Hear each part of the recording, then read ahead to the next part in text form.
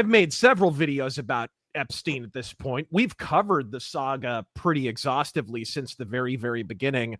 Even from our earliest videos, I mean, I've expressed as much skepticism over the official Epstein narrative as anyone inhaling oxygen.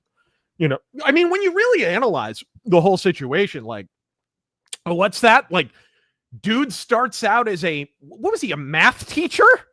He was like a math teacher. Dude starts out as a public school math teacher, ends up trafficking teeny boppers to British royalty on his own private island. Like, bitch, Jackson Pollock ain't that fucking sketchy. I've been pretty, like, upfront about that. Like, obviously, that story doesn't jive at all. And the excuse from the public, it's funny, I was reading an article of some kind where they kind of started out defending the official narrative and sort of backed off, you know, like talking about how he currency trading or something like that. So what's your understanding of how this all started, bro? With the most recent shit fire and all this, apparently it was a bill involving cryptocurrency. Now remember, this is just what I have heard.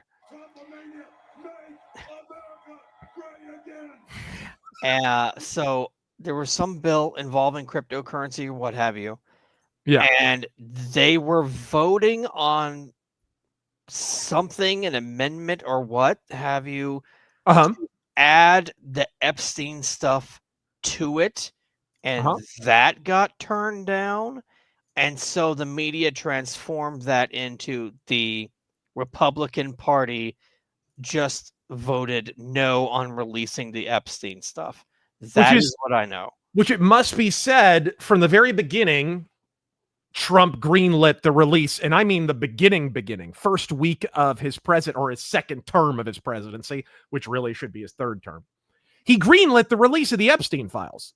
But of course, the executive, he hires the people below him that handle this stuff, but they do have a degree of autonomy, and that does need to be kept in. But, you know, so analyzing the whole story, you know, Epstein was just your normal, average, everyday public school teacher who met with the former Prime Minister of Israel, Ehud Barak, every single month for the totality of the year 2015. That's all that was. They just liked each other. Yeah, they just enjoyed each other's company. And if that relationship wasn't inappropriate, this is important. Someone forgot to tell the current Prime Minister of Israel, Benjamin Netanyahu, because when he was running, he called for a corruption investigation into that previous prime minister, Ehud Barak. And that was all the way back in 2015, 2016. Right? So clearly it was already seen as an inappropriate relationship at that point.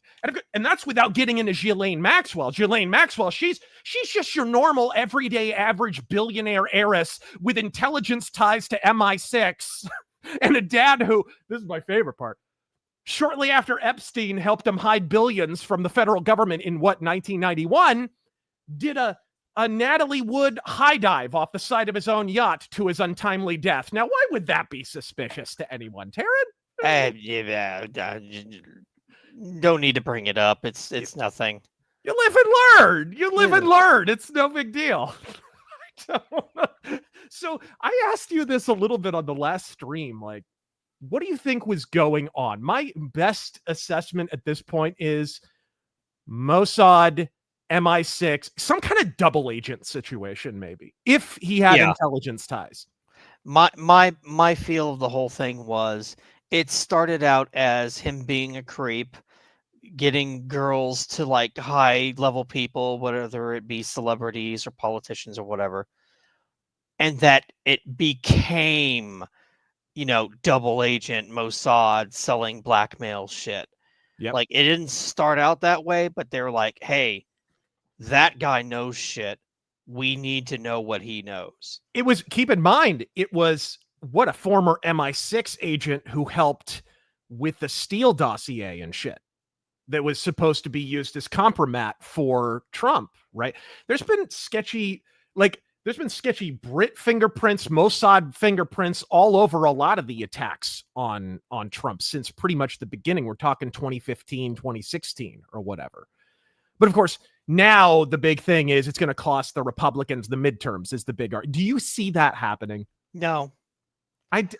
From everything I've heard from the latest polls says a lot of people, the normal people, remember, Normies. guys, We do have to distinguish this because, look, I've been social talking about this media. since the beginning. For all the fagaloons claiming that I'm covering up for Trump, I've been talking about the Epstein stuff since the beginning and criticizing Trump for the way that he's been handling and disseminating this story, right?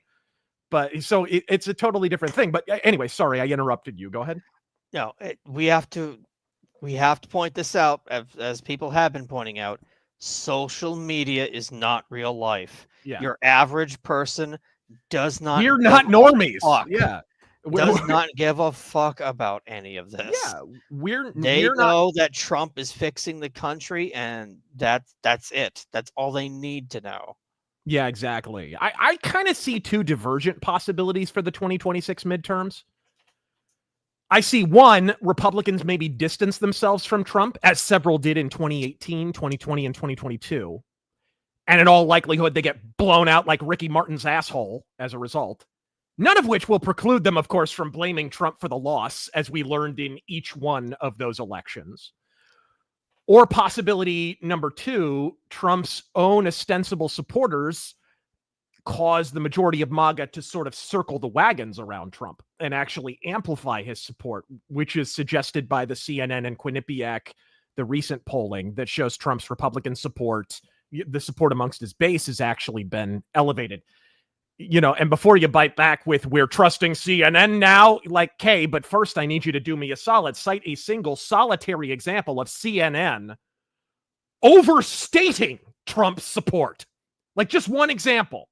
I will check back in with you after the polar ice caps melt. When has CNN ever overstated Trump's support? Can you remember a single time, Taryn? Not once. And they're like, oh, they're trying to manipulate the story. Yeah, but at the same time, they're saying that his own base is eroding from him. So which narrative are they trying to push? Right? That you've got two contradictory narratives being pushed at the same time by CNN. If you're claiming the narrative is being manipulated, shouldn't it all be manipulated in one direction? That doesn't make any sense. That doesn't make any sense. I think the simple fact is when you get out there in the real world, you touch some grass, you grab some ass. Most normies think Epstein is the name of the deli owner down the street. Like, I'm not wild about it either, but, ask the Democrats how denying basic reality ends. Normies just don't care that much. In the online space, it's a big, big deal. It kind of makes certain people who make it seem like a big Watergate scandal seem a little silly, though.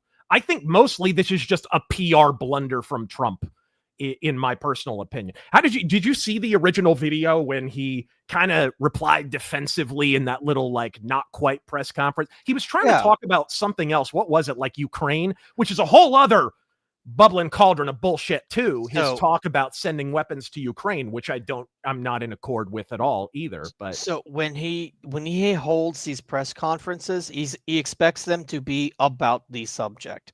You could use for reference when he was ending or signing that treaty between Rwanda and Texas girls dying. That's what he was saying. Sorry, the chat. I appreciate you guys.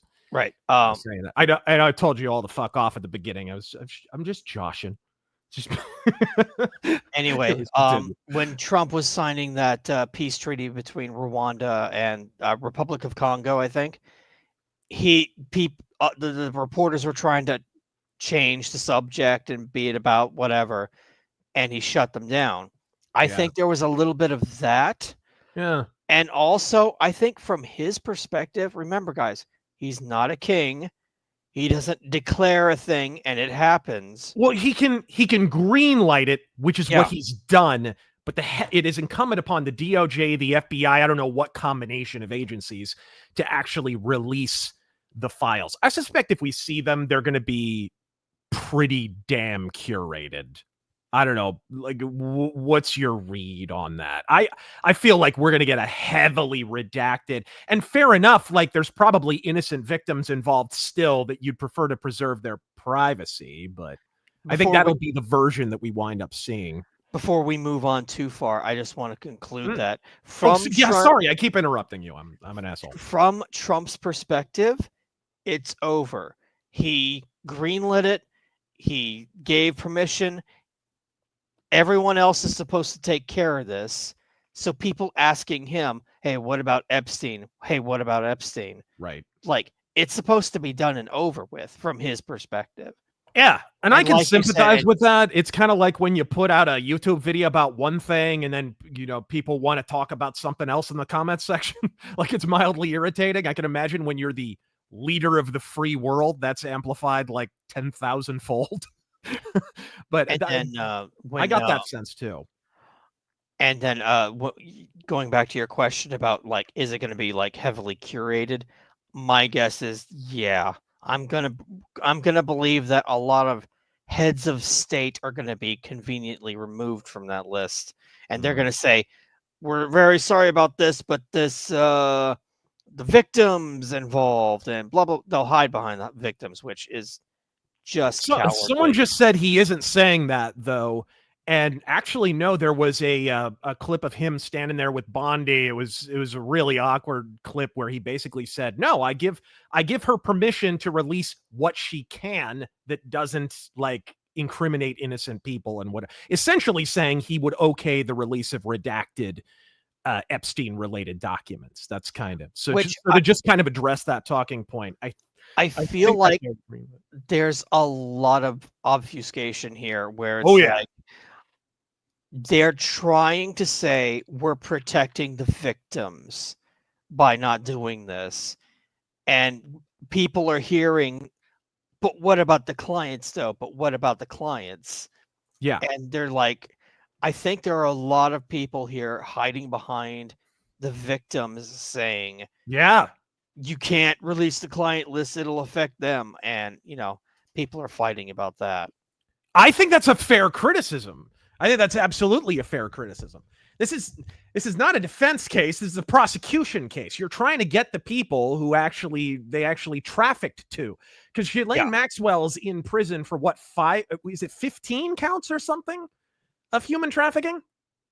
Something like that. But who'd she traffic them to? Like, she must be the first person locked up on 15 or so counts of trafficking human victims to the Phantom of the Opera? Who? Right? The Yeti? Who exactly? So I think that's a fair criticism. Ultimate 20. Thank you very much. Somebody pointed out 20. Something like that.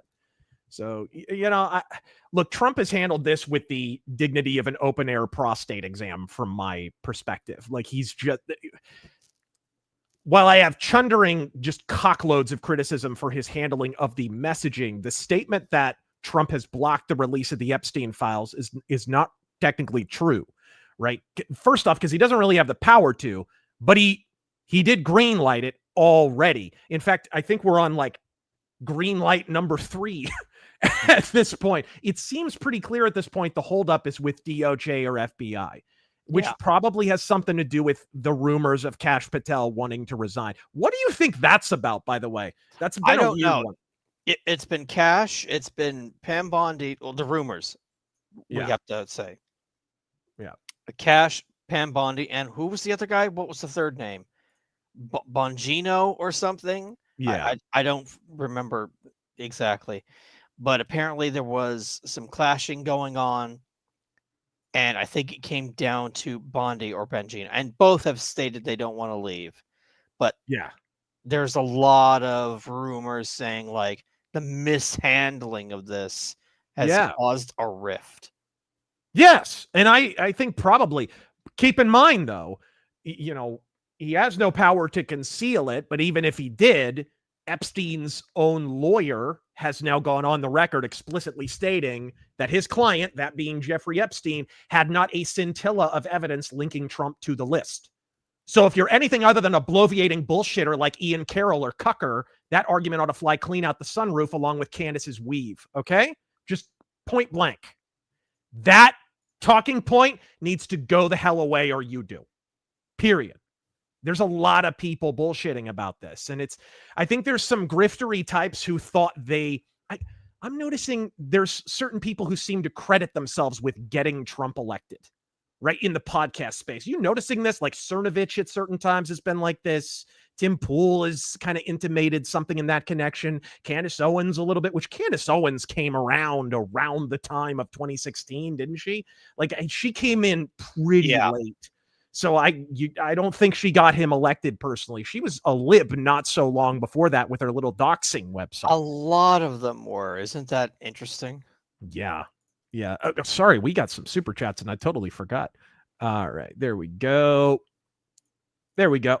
Court documents said she was trafficking to Epstein, which is like a feedback loop, isn't it? Kind of.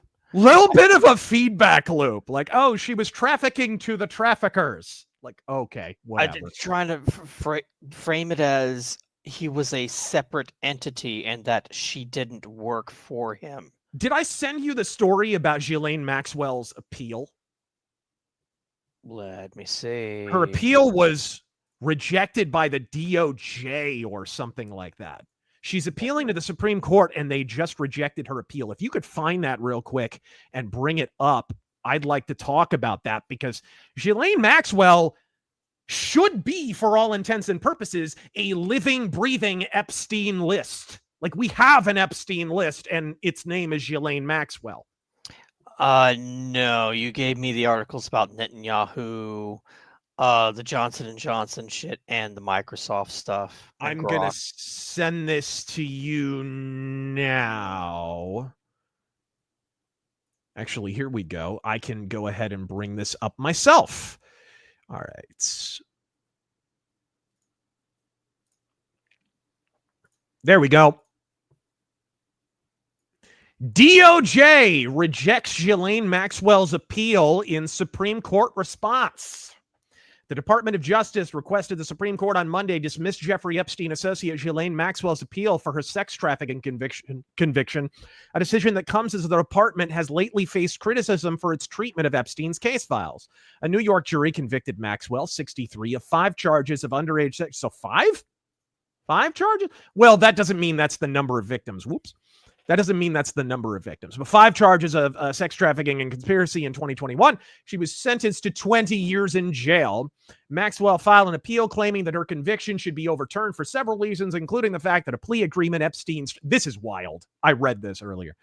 Maxwell filed an appeal claiming that her conviction should be overturned for several reasons, including the fact that a plea agreement Epstein struck with the federal government in 2007 immunized her and statutes of limitations had expired.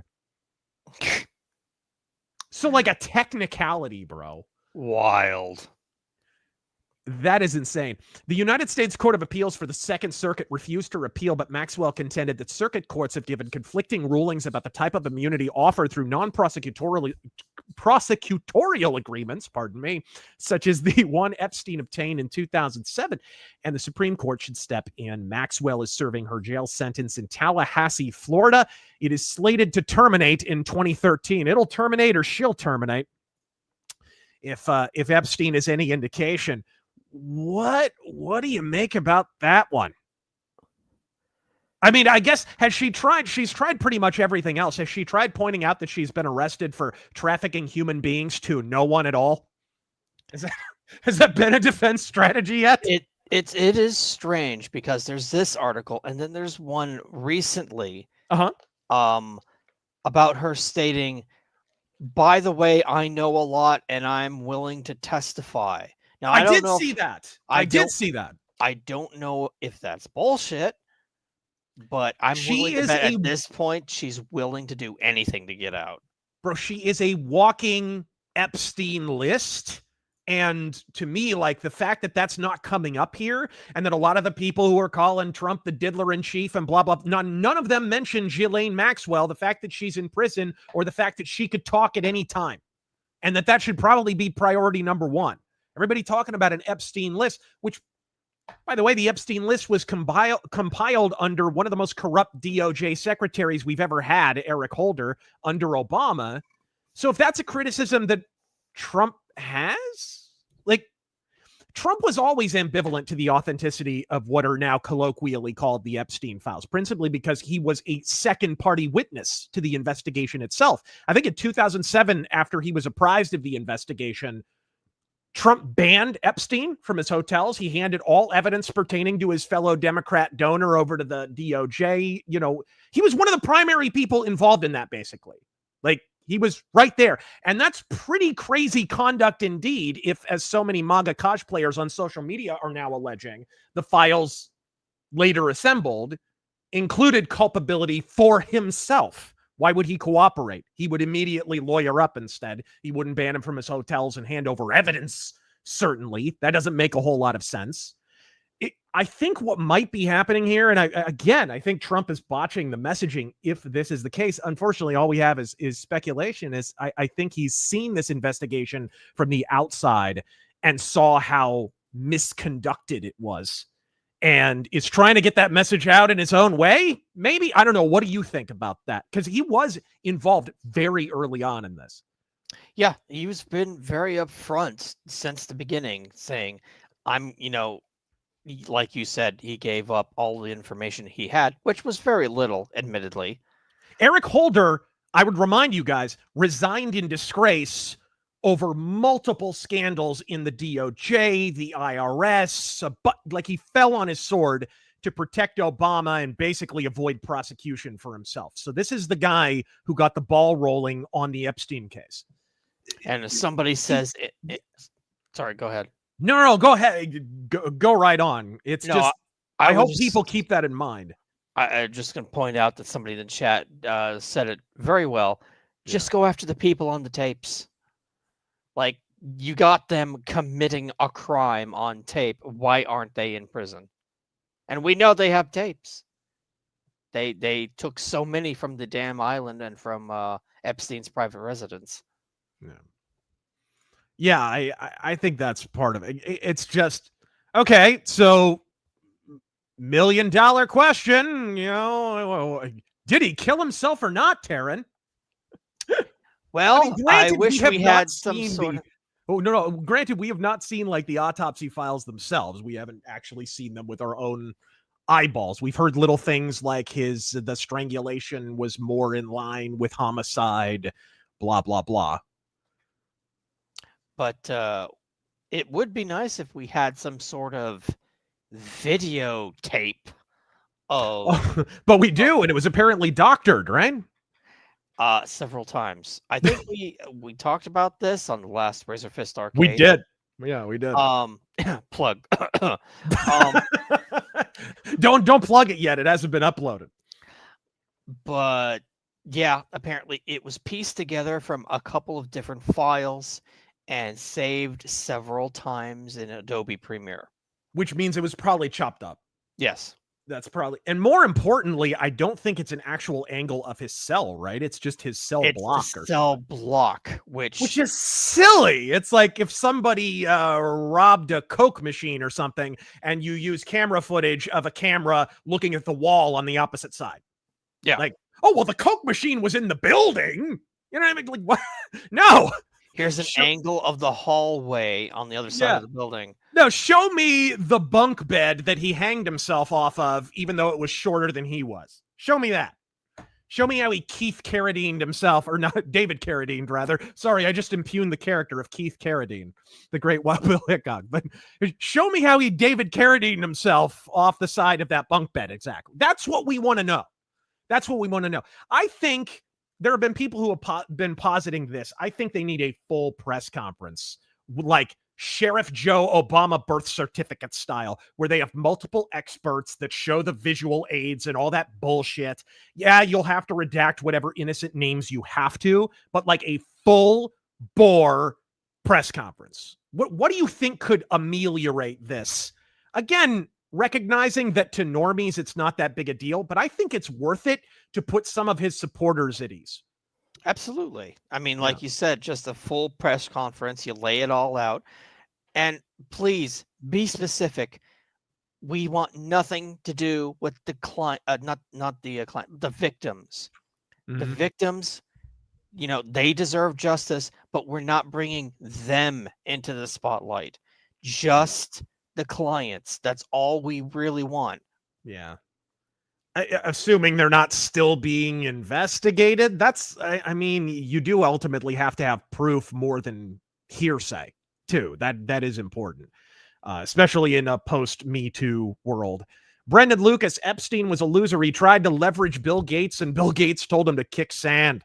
Wow, when you're getting pwned by Bill Gates. Bill Clinton mocked him relentlessly. Why paint the painting unless you are made to feel tiny by someone?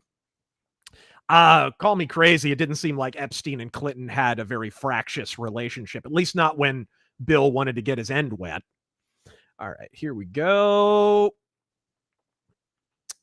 No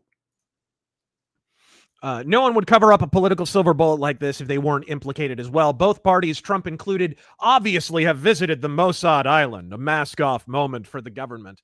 Well, we already pointed out that Epstein's own lawyer said Trump isn't implicated. So not only that, but, you already had the flight list released, which exculpated Trump. It showed that he had only ever flown on the smaller Cessna plane, hitched a ride to Florida exactly once because his own plane was being worked on, never set foot on the Lolita Express, which was the primary means of conveyance to Diddler Island. Why would you release that? And keep in mind, that made all the elites look just as bad, if not worse, than the Epstein list. So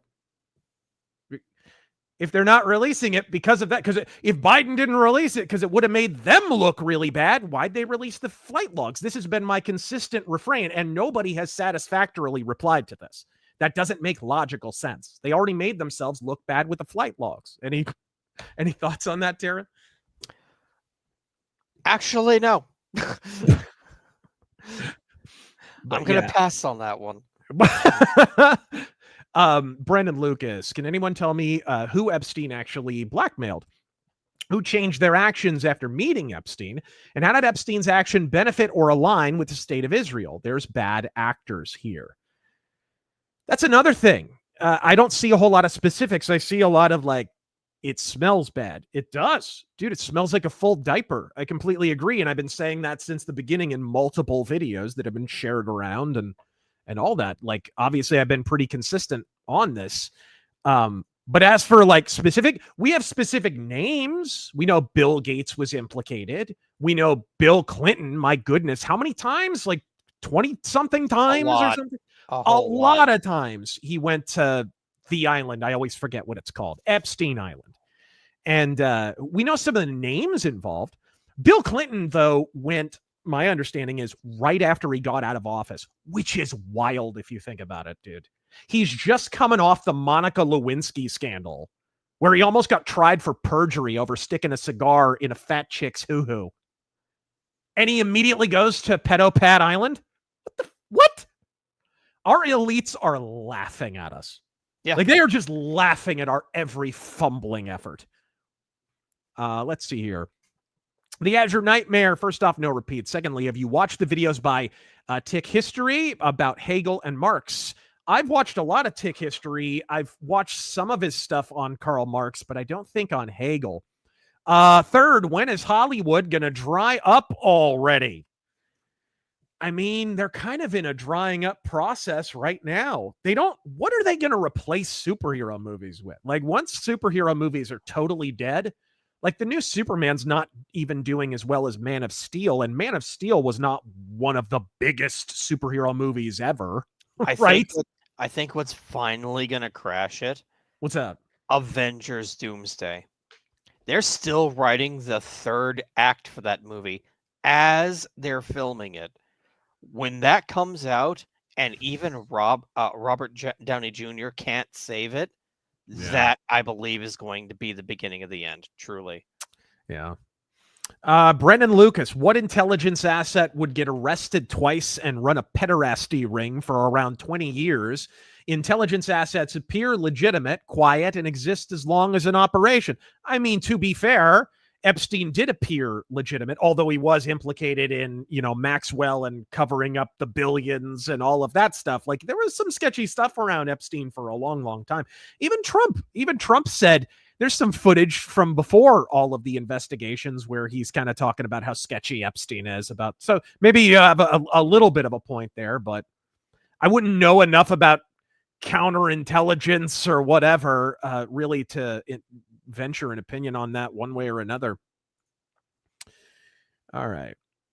Ryan Spalding, I think this is fair. I absolutely love all the victories that Trump's been having so far, and I want him to continue with his agenda to the fullest extent. I think the handling of the files is being fumbled and an absolute PR nightmare. I do too. Do you think it's a product of just his irascibility? or do you think he's getting shit advice? I suspect it might be both. I would absolutely say both. I would say, like you stated before, he was defending Pam Bondi because he got her that job. And I also think there might be an element of he's a little precious because in his first term, you remember, the big media narrative was there's chaos. Look at all these people resigning. This person and that person, they're incompetent. They got rid of Bannon. They got rid of Gorka. They got rid of whoever. It was a procession of people, right? Some of them wound up under indictment. You think maybe he's a little precious because he doesn't want that there's chaos narrative to take root? That's why he's defending Bondi so hard? Yeah, absolutely. He doesn't want to appear as if the people he picked are weak. He wants to assure that the job is getting done and to trust the process. Yeah. But I do also believe that he is also getting bad advice. Yeah. From who? I have no idea. Silent Crow, Godspeed, Taryn and Razor. Love to hear from you. All right.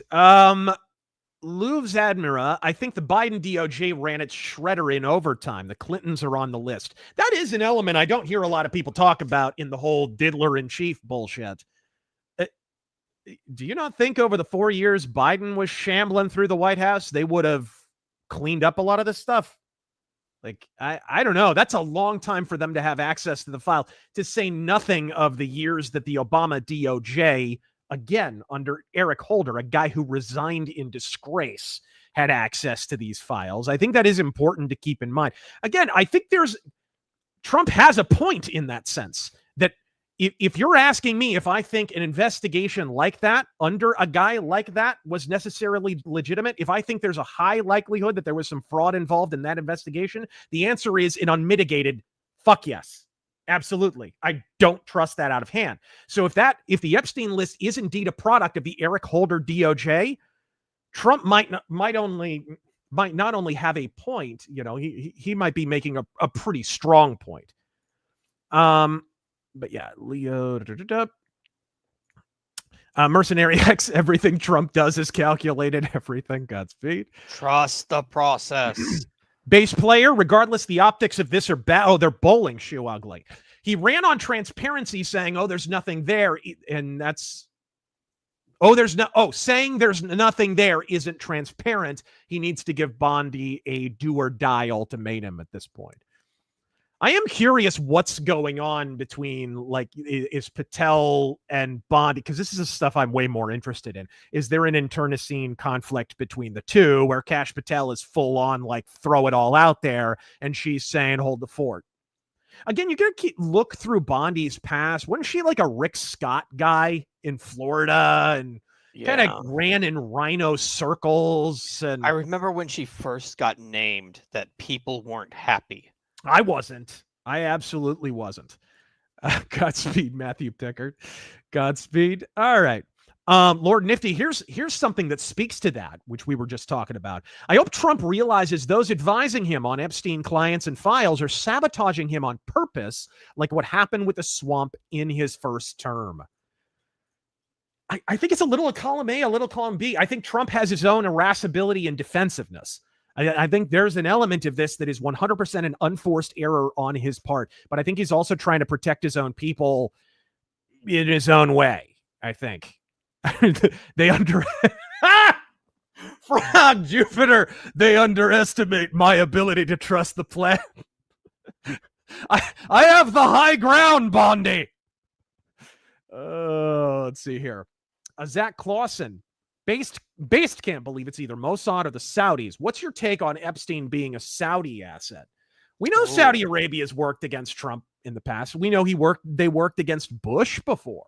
What do you think about Saudi Arabia? That's interesting. I never considered that, especially now that they're giving us $1 trillion to invest in AI.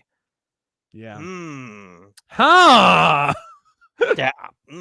Suddenly the Epstein shit goes away, right? Right. That's bad timing. That looks bad. Speaking of freaking Mossad, in the backdrop of all this stuff, the Israel-Iran stuff and all the accusations of him being a Mossad asset, Benjamin Netanyahu has been embattled this entire time. He's literally undergoing like a corruption investigation or a corruption trial or whatever. And now he instituted the draft, and Orthodox Jews are now pulling support from Ben Netanyahu. And do you want to bring up that article? Because not a lot of people are talking about the fact that Netanyahu may not be long for this world politically anyways.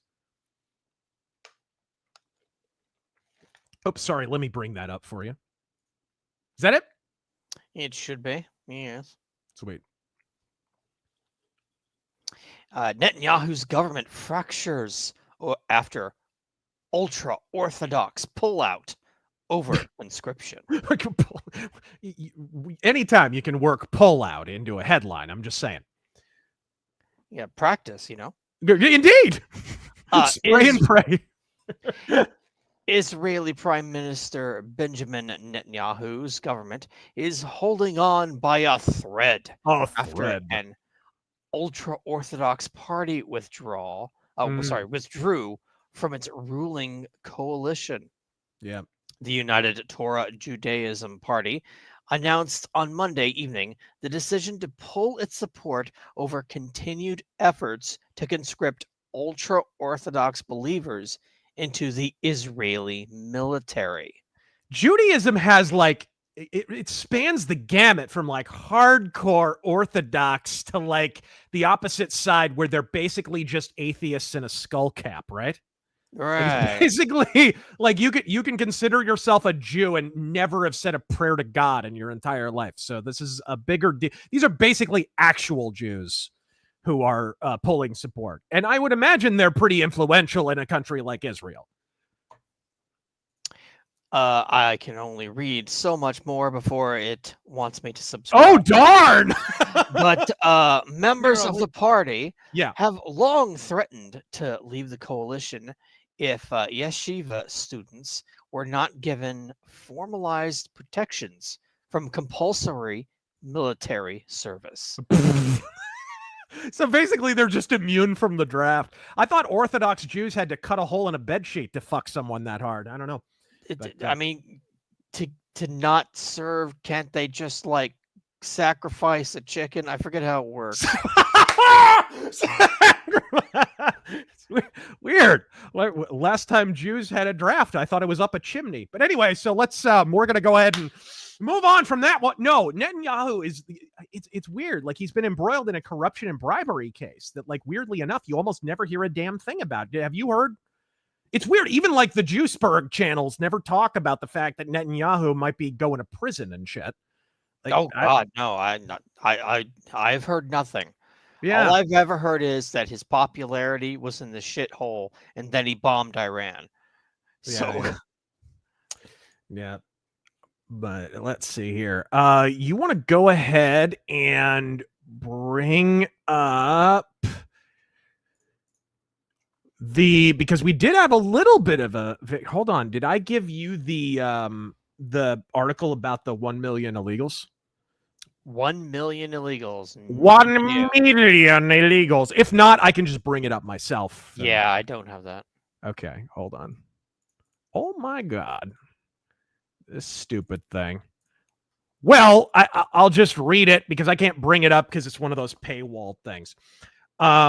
It looks like Stephen Miller is now claiming that more than, and I would imagine this is a little bit of a lowball, more than 1 million illegal aliens have now self-deported. How they figure that up, I don't know. What do you hold a census at the border at the Rio Grande or something?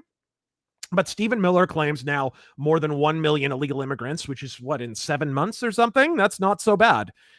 Definitely nowhere near the figures that we want. But I've been saying since the beginning, a big factor in all of this was going to be pushing for self-deportation by intimidating the illegals here with basically threats of mass deportations. It's the same thing Eisenhower did with Operation Wetback, where he didn't actually deport that many people, but he made sure there were news cameras there. And then once illegals saw that at home on their television sets, they were like, oh shit, I better get out of Dodge. That was basically the strategy of the Eisenhower White House. And it worked. It actually go worked. After your kids that are working on the weed farms. Right. You better get out. Yeah. Nothing's going to change until we have an outright pause on illegal immigration, though.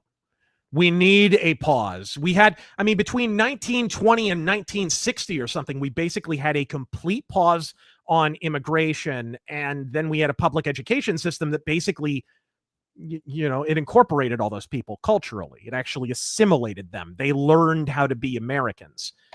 Then Ted Kennedy and LBJ came along, the Immigration Act came along, and actually that was kind of inherited from JFK a little bit, but that really screwed all of us, the Immigration Act, ultimately. People like to blame Ronald Reagan for that, but man, dude, that cat was well out of the bag. That horse was well out of the barn door. Let me see here. Go ahead and read this stuff. Actually, if you want to pick another article there while I'm looking this up. Absolutely. Let's talk about COVID shots. Oh, yes! I am curious about this. I don't know if you want to like zoom in and play the actual video clip there. Oh, this pretty much everyone has seen this at this point, but James O'Keefe is at it again. How did they get it this time? Was it a gay guy or a hot chick? It was James O'Keefe in a wig, as it almost always is. It's Dame Edna, yes. Mama's family. Hold on, I gotta unmute my tab. There we go. Yeah.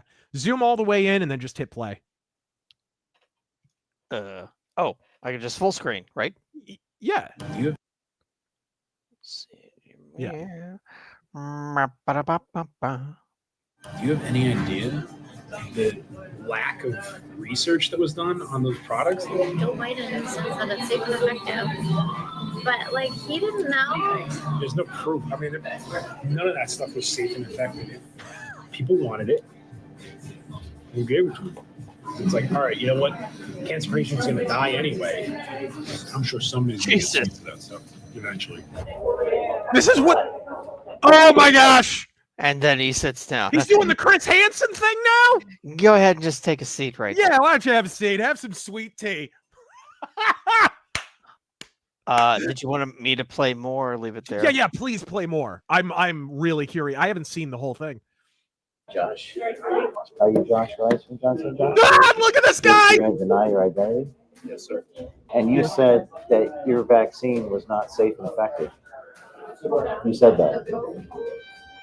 Deep inside Johnson & Johnson's global machine is a scientist, a lead scientist, whose very approval or disapproval of J&J products can change millions of American lives. Meet Joshua Rees, a lead regulatory scientist at Johnson & Johnson. Joshua, in his role, leads the creation and execution of regulatory strategies for new and existing products across Johnson & Johnson. We run the whole soup to nuts. Like, not only are we working on the products, but like everything that has to do with the drug.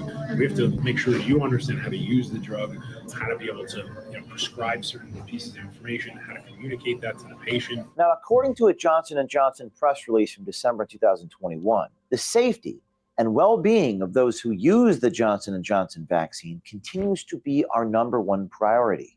And now, then the person making the statement fell over of a heart attack. Yes. Yeah. Time for this asshole's career to die of suddenly. This is going to be amazing. A heart attack.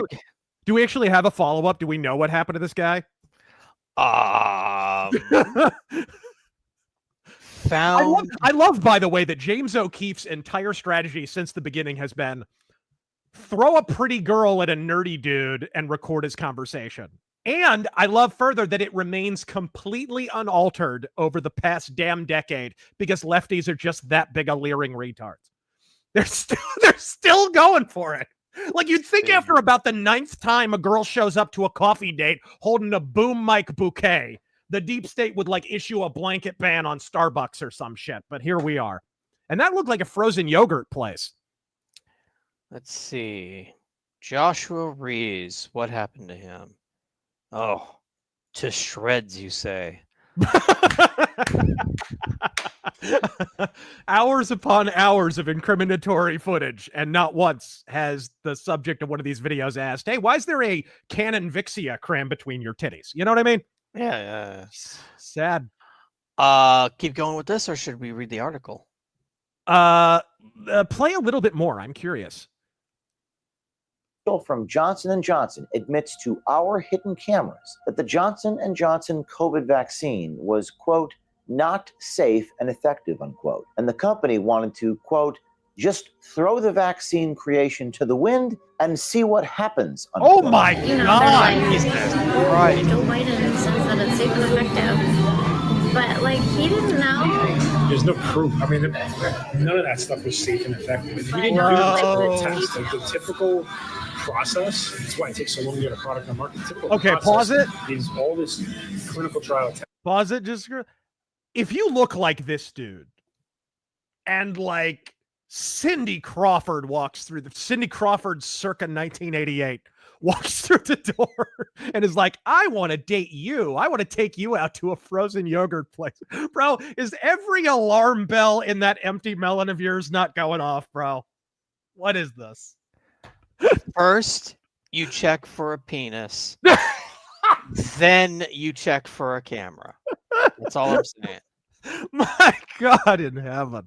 Testing and stuff in a small population. This was just, let's test it on some, lab models, analyze and see if it works. Hold on a second, bro. Someone just said he's not bad looking. Where's that at? He's not, he looks like Gomer Pyle. What are you talking about? Bring him up and shame him. Right? Sorry, I didn't mean to shame you like that, but come on. You're entirely too kind. See what happens. A cleaner Bill Murray in Caddyshack. And I can see it, fewer drugs. I can, a little bit. Oh, Jesus. Like the patients doing it, That's what I'm saying. I'm sure somebody's going to get sued for that stuff eventually. The lead regulatory scientist for Johnson & Johnson went into detail about how the federal government applied heavy pressure on Big Pharma in order to hastily create the Johnson & Johnson COVID vaccine, encouraging speed over efficacy or safety. Do you have any idea the lack of research that was done on those products? Like, you shouldn't be surprised that this happened. It was pretty much the government kind of made a deal with pharmaceutical companies and kind of pressured the pharmaceutical companies because we're not going to say no. And look at his dude. And look at his position. The government. Look at his position. This isn't like some secretary or something. Lead regulatory scientist. This guy's done. This guy's done. He's gonna be lucky, like if he's making lotion in a couple of years or something. Like, yeah, no. Wow. We find this guy's body in like a swamp somewhere. No shit. No shit. Gonna find like his torso in a marshy undergrowth in the Everglades. So my read, or at least what I had heard was, so Trump approves warp speed, which means, making a shot, a safe, effective shot for COVID. Yeah. He leaves office. Biden is elected. But one of Biden's first acts is to pause the creation of a vaccine. And it's paused for like a month or a month and a half. Then it starts up again with the added mRNA shit in it. Of course. I believe was to put his name on it, basically saying, oh, this is my vaccine, not Trump's. People can correct me. I'm probably wrong. I probably got something wrong in there.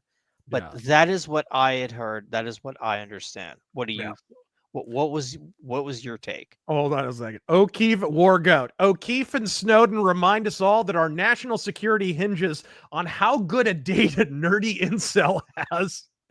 Godspeed. Jesus Christ. John Browning's Ghost Razor. I wanted to let you know that Mr. Gell and I are a lot alike. We aren't gay. We're deeply closeted. Deeply closeted. But actually, the mRNA stuff was in the news this last week. They're now pushing for some new mRNA bullshit to be pushed in Congress or something. Actually, I'm going to look that up real quick if you want to keep reading that. Yeah. 1 second here. Switch over. A scientist for Johnson & Johnson, one of the corporations that assembled a COVID shot during the China virus pandemic. Based website, WorldNet Daily. Love it. Has confirmed in an undercover video that proper testing was not done. The effectiveness was unknown, and somebody eventually will get sued over the catastrophe that developed for Americans. Yeah, he does say that, which I wish. Weren't they actually inured to prosecution? Like formally, didn't they come out and get immunity from the government at some point? Probably the early Biden administration, maybe late Trump. Oh, probably one of those auto pen ordeals. Yeah, that could be. Mind's Eye, Epstein's info implicates the American and very possibly British government as well. Releasing the files could threaten the Five Eyes system. Okay. Let's see here. JCGR Terengel 2025. The penis, Osborne. First we check for the penis. Dagbird Gay looks like Tony Romo. You can't do this to me. Yep. Don't you know how much I've sacrificed? At Athos, you can already hear RFK crashing out over this. We haven't heard from RFK in a little while. He's busy. Yep. Eat my sandwich, a lot of fog of war. If Trump was there, the Dems would have leaked more incriminating evidence. I assume he means in the Epstein files. I don't know what to make of a lot of it. The Kash Patel hostage video, prospect Israel has or could fabricate dirt on Don or his allies. That's kind of why I mentioned the Netanyahu trial, because Netanyahu himself is not in the most steady position imaginable right now, which I would think would make blackmail a little bit less probable. Quiet Rioter, did you receive the Johnson & Johnson COVID shot between 2020 and 2021? Then you may be entitled to legal compensation. TV law firm, probably. Dude, do you doubt we will be seeing those commercials in the next couple of years? Are we talking about, do you have eczema? Right. Take this pill that will make your dick fall off. Did you take this potent antipsychotic in the early 2000s? Well, if you've got giant freaking growths coming out of your ears, then, oh, here we go. War Goat 6. Remember what Magneto said to that security guard when he busted out of jail in X2? Godspeed. I don't. Do you, Taryn? I only remember the line, yeah, you seem a little different today. Do you have more iron in your diet? And then he rips the blood out of him and uses that to escape. That's funny. James walks in with a Simpsons camera hat on. That'd be amazing. That'd be amazing. All right. Mario Trujillo, my first-gen grandpa and his family returned to Mexico because of the Great Depression. Operation Wetback was a stunt show for the most part. Godspeed, Razor. Godspead. The Depression was well over by the 1950s, so I'm not sure what that means. Bass player 2011. I have no idea. Our government still stands when our opsec is this bad. I think he meant I have no idea how. Russell Hall, to be fair, 40% of the time he throws a dude at him. No lies there, bro. Let's see here. Sonic Boomers, how long until James just stops wearing the wig? It seems like extra work. I agree. I think the same thing about Howard Stern, don't you? Did you see that freaking photo that his wife or whatever posted where he's wearing like an Indiana Jones hat and he's literally got the wig under it and you could just so tell like it's so sad. Like he's got no sideburns. It's like under that, what does he look like? Does he look like the old man who used to dance in the Six Flags Magic Mountain commercials, or you know what I mean? You wonder. I think Anthony Cumia said he looks like a pickle salesman in downtown New York without the wig on. All right, let's see here. James is Harrison Yates from South Park when he went undercover as a hooker.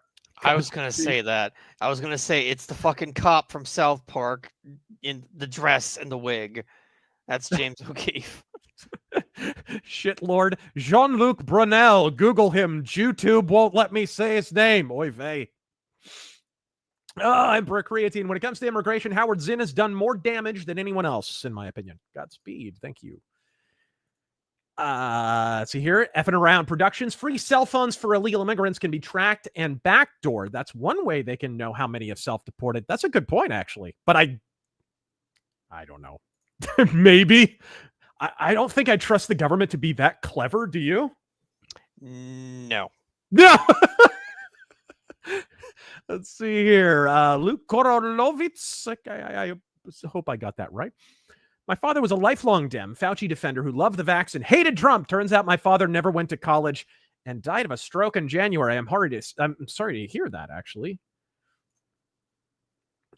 All right. Aethys, how likely do you think this Epstein drama is being used as a distraction for things like ICE hitting LA like a hammer, not seeing it on the news much? There's a lot of distractions with regard to Los Angeles, but do you think the Epstein drama is any kind of a distraction? I think it's more about the Democrats not really having the ability to make the sale anymore. Yeah. They're on the wrong side of too many 70-30 issues. Their only hope is to divide the right. This is a good way to do it. There's a lot of people who, the clickbait works. There's an incentive there. I don't know. What's your read on that? My read is that the party is dying and it is long overdue. Yeah. How dare you focus on other stuff besides Epstein? We opened with Epstein. But Godspeed. Thank you for joining us. And we'll be talking about Epstein over the course of the episode. That's one of the reasons we're doing this episode. All right. McGriddle, having worked in the prison system, I can say that inmates can surprise you with how they hang themselves. That being said, anyone can see all the foul play around Epstein's death. No way he offed himself. I am curious what it means that the neck injuries were more consistent with homicide than suicide. I don't know enough about anatomy, really, to say. It was something about, like, broken bones or something in the area or something like that. My guess would be that it would indicate a struggle.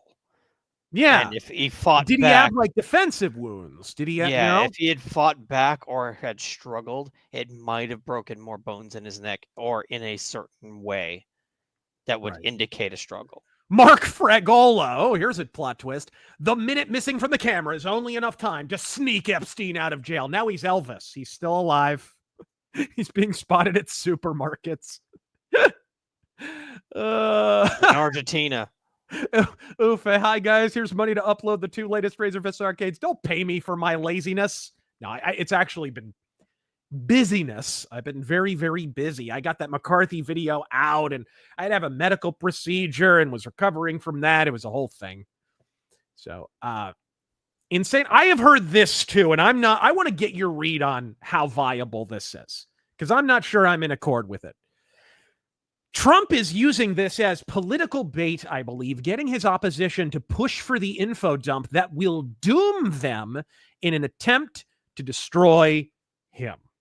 We did see that Democrats tried to hijack some proceeding to get the files released. But it was kind of like a Millard Tidings thing where, with a unanimous vote, I'll play this record that totally exists. Go watch my McCarthy video. That was a bunch of BS. It was very reminiscent of it. I think it was pure optics politics, personally. But do you think this is bait? I've seen a lot of copium on this subject, and I don't think I agree. I'm not so sure. I think he's being a bit too insistent. If that were he's defensive. Yeah, I think he's just being defensive and pissed off. I mean, I do have to say, when he was calling out former supporters, there are people who are saying he's attacking his voters. I think he was talking mostly about, like, podcasters and influencers who have stuck the knife in the back.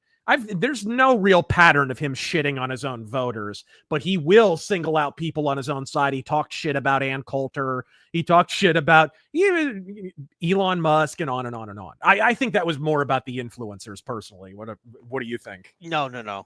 I'd say that's absolutely fair. I would say that's the case. Yeah. But if it is bait, then it is master bait. Anyway, so who? Thank you, Azure Nightmare. Dobogio, every day Trump is losing more of the MAGA base. Did we make a mistake not voting for DeSantis, and should MAGA start looking at other prospects? Guys, if your opinion is that Trump is beholden to Israel, DeSantis went over there and kissed the wall too. Let's see here. Eat my slamwich. Razor Sticks mentioned in his streams the issue of predisposing the jury if the list gets released. Your thoughts? Like, basically tainting the jury pool because they already have the names on the list? Maybe? But here, is anybody under any illusions that there's going to be a prosecution? Right? They already did. Maxwell's already in prison. Who are you going to... And there's no outward indication that anybody on this list is actually going to be prosecuted. So do you even buy that that's going to happen? But I think he does make a good point in terms of like jury procedure and courtroom procedure. That's actually not a bad point at all to make. What do you think? What do you make of that? I would say it's fair, if maybe a bit generous. Like, oh yeah, we're going to get trials and they're all going to go to prison, and so's Hillary. It's like, yeah, that also does have to be said. Is there not an element of the Epstein list that is just a little too much of a MacGuffin? Has there ever in history been one document that could bring down the government of every single civilized nation in the world? I'm sorry, like I do have to press X to doubt on that. I think we're going to be disappointed by it, even if it does get released completely unredacted. I think there is an element of copium here from the conspiracy side of the internet where they are making it into something that it's not. I strongly suspect that a list, especially one compiled under the Obama White House and Eric Holder, probably is not going to accomplish absolutely everything that you and I would like it to. Does that make sense? Yeah. I hate to hear this. Chad Layton, the VA told me to take the COVID shot or lose my job. Took the Johnson & Johnson, told the nurse I didn't want. She jammed me in the back shoulder blade as opposed to the meat of the arm. In doing so, I only caught a very tiny bit of it. My goodness. Location does actually matter in terms of developing some of the side effects, which is alarming.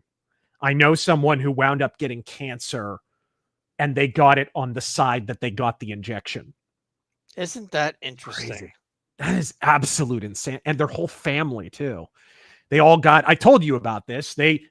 Their father was diagnosed with cancer, rare cancer. A month later, their mother was diagnosed with cancer. Within a year of that, they were diagnosed with cancer. The entire family, except for one sibling, diagnosed with cancer. Rare, aggressive cancer. And they all got the shot at the same time from the same place. Same batch, same place. Insanity. And I'm sure the chat could probably feel free to tell us your horror stories of that, because I'm sure the chat has similar stories of this. Didn't they also go, from what I remember you telling me, didn't they also go with like a friend or a family friend or something? Yes. They also got it. They didn't get cancer, but they had a weird, funky reaction to it where their legs swelled up and they had this crazy, like, allergic reaction the day after getting the clot shot. Jesus. Yeah, absolute insanity. Copperhead Snakes. BS, I saw Emperor Symptom in the blades going into Epstein's cell. They cut it out of the video, but it was on the Twitters. Yes, I saw one with Darth Vader, actually. I saw one Darth Vader. I reposted the one with the blades. Yes. Suck duck. Never forget how fucking 4chan broke that story. Many such cases. Many such cases. Birella, medical procedure. Razor fist gina reveal when? I'm sorry, you'll have to pay for my OnlyFans for that, sir. I'm sorry. We don't give away the milk for free on the RazörForce Offensive. Ryan Spalding, totally different topic. What do you think of Palmetto State Armory suing the government to render the NFA unconstitutional?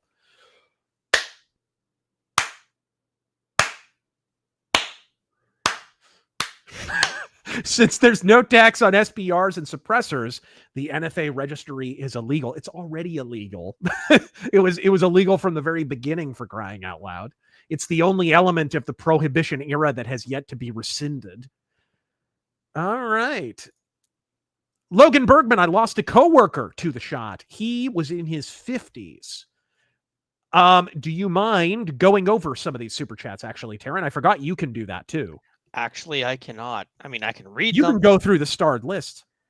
I mean, yes, I could read the list, but I can't put them up on screen. Keep that in mind. Yeah. Where did we leave off? I'll just start reading from the top here. Uh-huh. Matthew Pickard, does fruit from the poisonous tree mean nothing?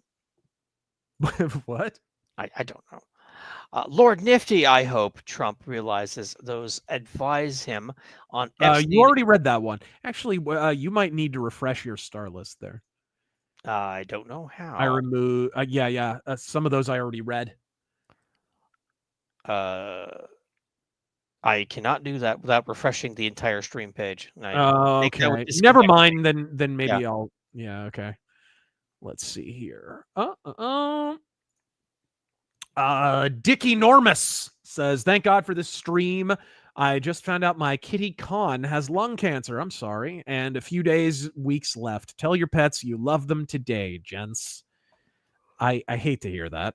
We have both lost pets, of course. Yeah. In the past, and it's always tough. We both lost cats, too. Metal Gear Matrix, even if it sucked, Metal Gear Solid 2 warned us. I think Deus Ex warned us. I still hope/cope this is all set up for a media judo flip for the ages. Also, Dio Metal Mythos when? I'd like to do a Dio Metal Mythos, but the truth is there are still some albums of his that I haven't heard. So, and to do that first, thank you, generic name here. Agamemnon, have always wondered this, and your thrash vid reminded me. Why did your original logo have the Kill 'Em All font if you don't like Metallica? Godspeed. It was a metal font. That's it. That's all it was. we just picked a font that looked metal. That's all. I did want to talk about this, actually. I didn't add it to the list, but let's just talk about Julian Lefay real quick before we talk about another political, cultural issue or whatever. Julian Lefay, the father of Elder Scrolls. So if you like Skyrim, if you like Oblivion, this is the father of the Elder Scrolls series, not Todd Howard. Todd Howard joined Bethesda later on. He wasn't at the company at the beginning. And of course, this is the brain trust that made Arena, Daggerfall. It was Ted Peterson and Julian Lefay. It just came out that Julian Lefay has been fighting cancer for some time.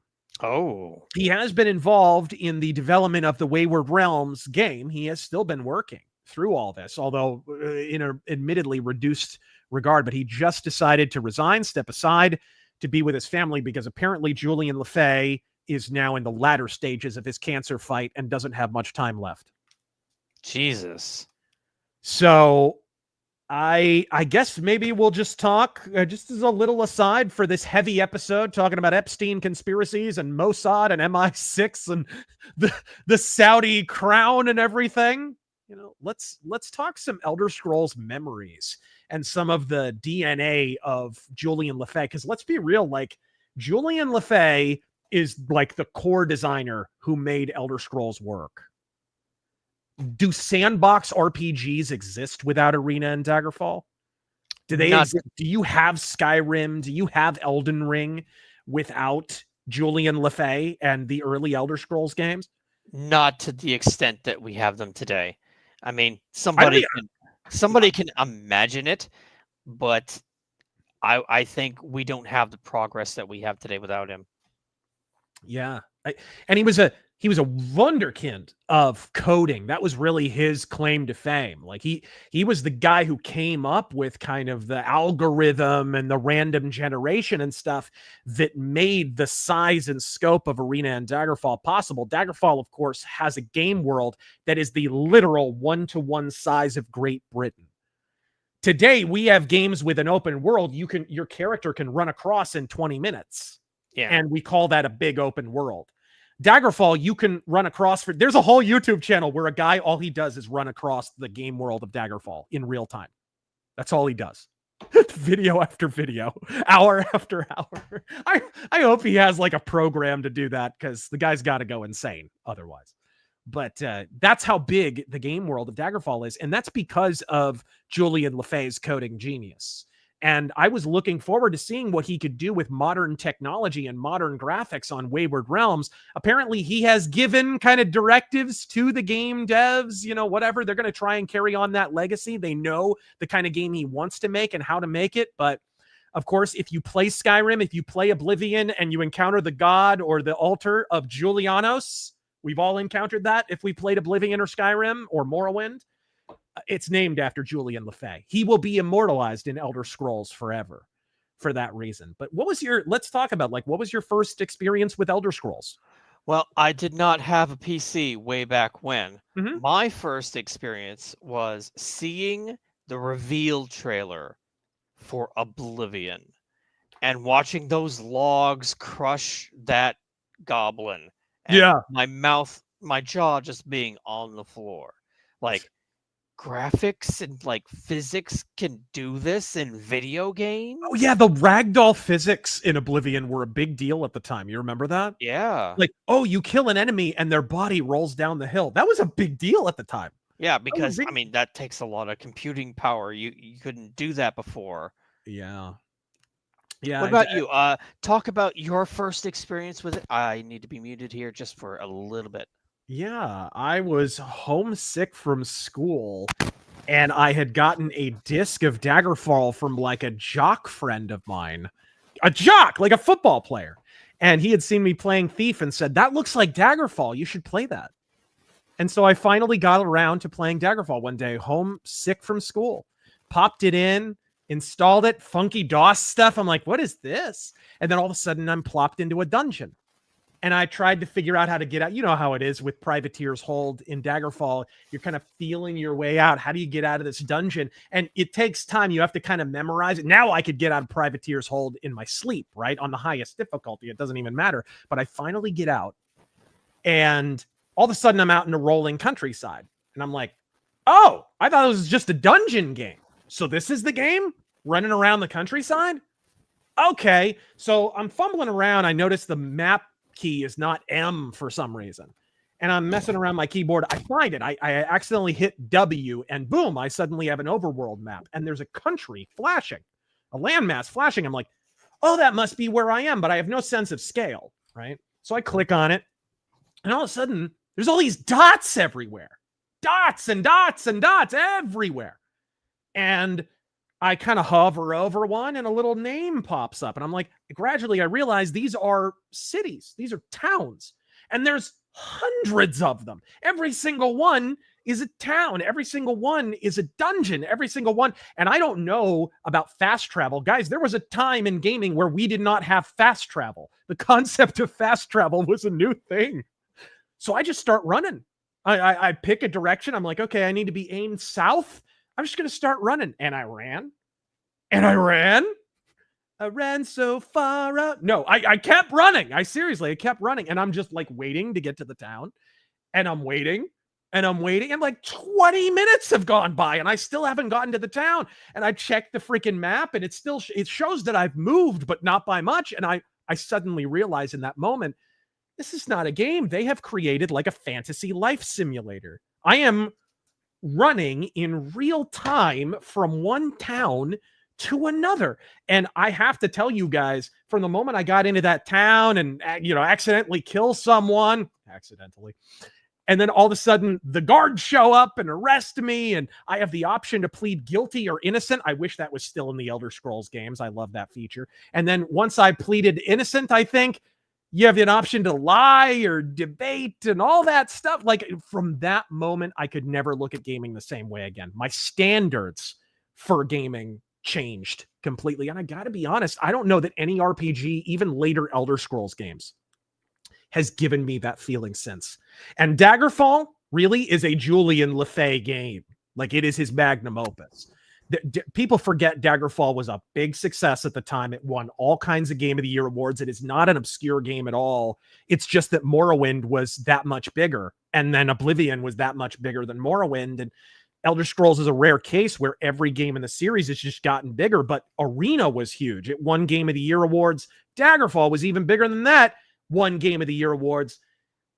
Julian Lefay deserves his plaudits, deserves his flowers. He affected gaming in a positive way. It sounds like we're talking about him like he's dead. He's not dead. I hope you guys take the time to give him his plaudits, give him his flowers while he is still alive, because this guy's the real father of Elder Scrolls, not Todd Howard. And there is an alternate world. I made a video called The Morrowind That Never Was. There's an alternate reality where Julian Lefay had an idea for the third Elder Scrolls game. And it just never came to be because he left. He was in the earliest stages of when Morrowind started to be worked on, and then he split because the company was just an absolute dog shit fire at the time. They weren't getting paid. You know, everybody was really stressed, so he left. But there's an alternate reality where Morrowind gets made by the original Bethesda team and is an expansion off of Daggerfall with a little bit more authored content like Morrowind had. That's the game I wish I could play. And I made a whole video about that. Taryn, are you back? Yes, sir. Yeah. Have you thought about that? Have you looked into that, actually? The Morrowind That Never Was, the one we almost got. No, I had not heard about that. I can only imagine what that would have been like. Bethesda in the mid-90s, after Daggerfall was a huge success, they had enough money to put into two separate projects. Todd Howard wanted to make like really authored adventure games, and then Lefay wanted more of a dungeon crawling RPG, and so they just made two games at once. Redguard, which was kind of a crappy Tomb Raider kind of thing, a 3D adventure game, and then Battlespire, which was a dungeon crawler multiplayer thing. And both of them bombed. So they cut their losses, they bet the farm, and they made Morrowind, and Todd Howard is to be commended for kind of saving the company on that with a great game too. We both love Morrowind. But there's some magic to those early Elder Scrolls games. Godspeed, Julian Lefay. Make sure that you take some time to play some Daggerfall, see what we're rapping about here, because it really does withstand comparison to modern games, at least in terms of features, and especially with Daggerfall Unity now, which we've streamed a lot of times. You can customize the shit out of that and just mod it to bejesus. So speaking of which, did you want to talk about the Microsoft stuff? Speaking of Bethesda, let's talk about their current absolute state. Oh, absolutely. It's already up if you want to pull that up. Sweet. Yes, here we are. Outsourcing mania. Microsoft expands American layoffs while lobbying for even more foreign workers. Yep. From 2021 to 2024, the company submitted H-1B requests at a staggering rate of 5.17 for every one net new job it created in the U.S. A rate of 5 to 1? That's insane. That is, that's where we're at, though. That right there is why the tech bros got really cranky at Trump in December. That's what all that was about. That was what Elon's meltdown was about. That was what Vivek's meltdown was about. 100%. The tech bros cannot withstand the idea of H-1Bs being curtailed at all. Again, I have advocated consistently a complete pause on immigration, and not for a small number of years. This is how we used to handle immigration. We cannot have a perpetual flow of immigration, always. And I have advocated that position since the moment I read Death of the West in 2002, all the way back in like high school or something. I read that book. Speaking of which, there's a great video on that Pat Buchanan interview, Suicide of a Superpower. Go look it up. He was interviewed by Peter Robinson on Uncommon Knowledge. That video has millions of views. Everyone should watch that because he really covers a lot of this stuff, but he gets deep into the immigration stuff and how it actually worked. From the 20s to the 60s, like nobody emigrated here. Yeah, we still had illegal immigration to a degree, but we actually enforced our laws up until that point. I look at this article and I see a complete justification for people who are saying Yeah, these companies do not give a shit about Americans and their jobs. They just They want don't. to fire them and replace them with cheap labor. Yep. Like, it's happening right here in front of your eyes. Not only that, but the other part is they're spending a whole bunch lobbying for H-1Bs at the same time. Right? It's not just that they're hiring all kinds of H-1Bs. Did you see the part of the article where they talk about how much they're spending in lobbying on the issue? Oh my God, where is this? Yeah. Blah, blah, blah. Right on going.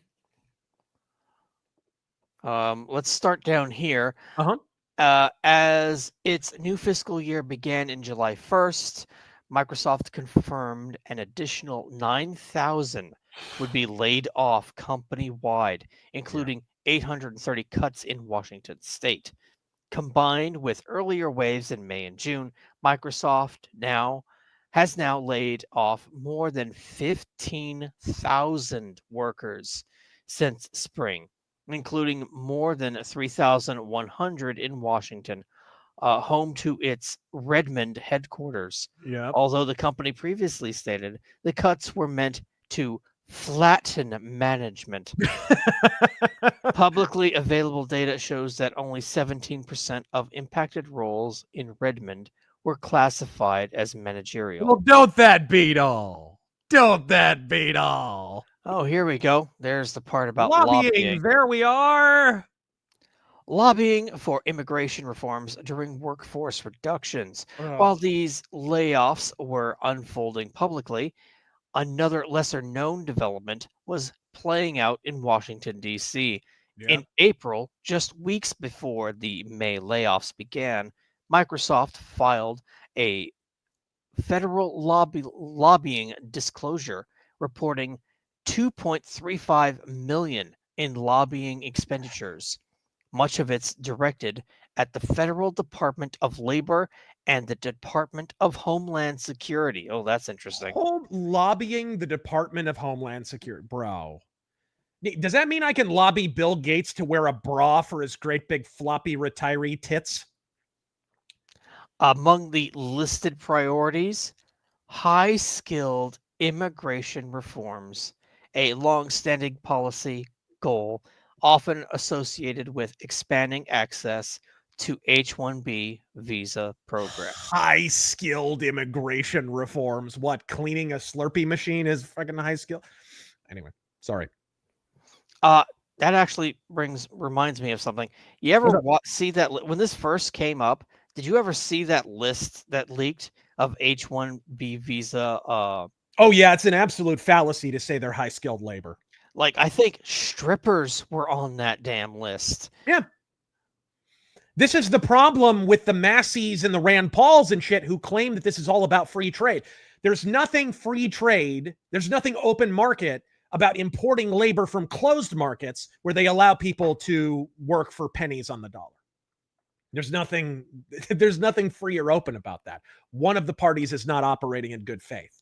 This is why we should have, cut ties with China a long time ago, right? This is what the Trump tariffs are about. And I do support the Trump tariffs wholeheartedly. Actually, that is talked about in the Pat Buchanan video I just recommended. Honestly, one of these days we should just do an entire stream playing that video and doing commentary on it. Actually, I did have an idea because I'm curious. This is Death of the West, one of my favorite books ever. Like, really my political awakening back in 2002. I was already conservative, but this really, really was my political awakening. And there's a whole chapter where it predicts demographic and resultant economic issues as a result of, declining birth rates and third world immigration and all that shit, right? There's a whole chapter where it just goes country by country. Here's what Europe's going to look like. Here's what Germany specifically is going to look like. Here's what France is going to look like. And this is all the way back in 2002. Chapter for chapter, prediction for prediction. He's either bang on the money or he's ahead of schedule a little bit, right? Or we're ahead of schedule today of his predictions. This book right here is prophecy. Highly, highly recommend it to anyone who's curious on that. Because there's a lot of Johnny-come-latelys who weren't even political 10 years ago, let alone conservative, High Fuentes.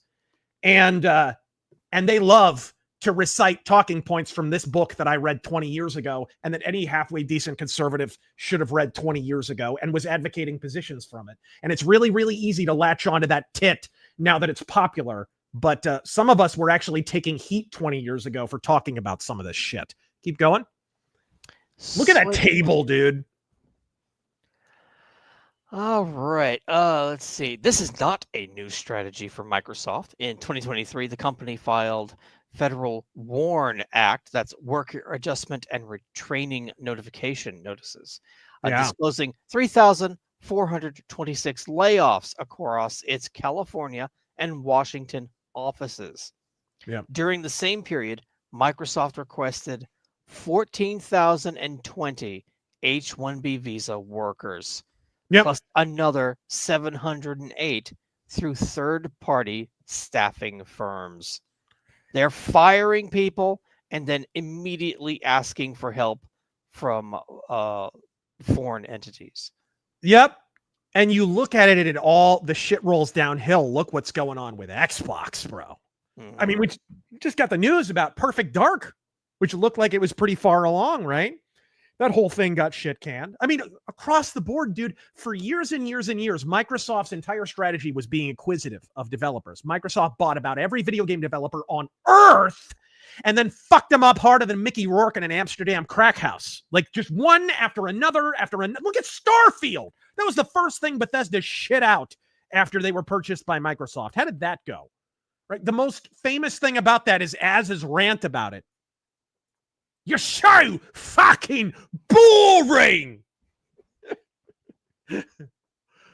Anyways, continue.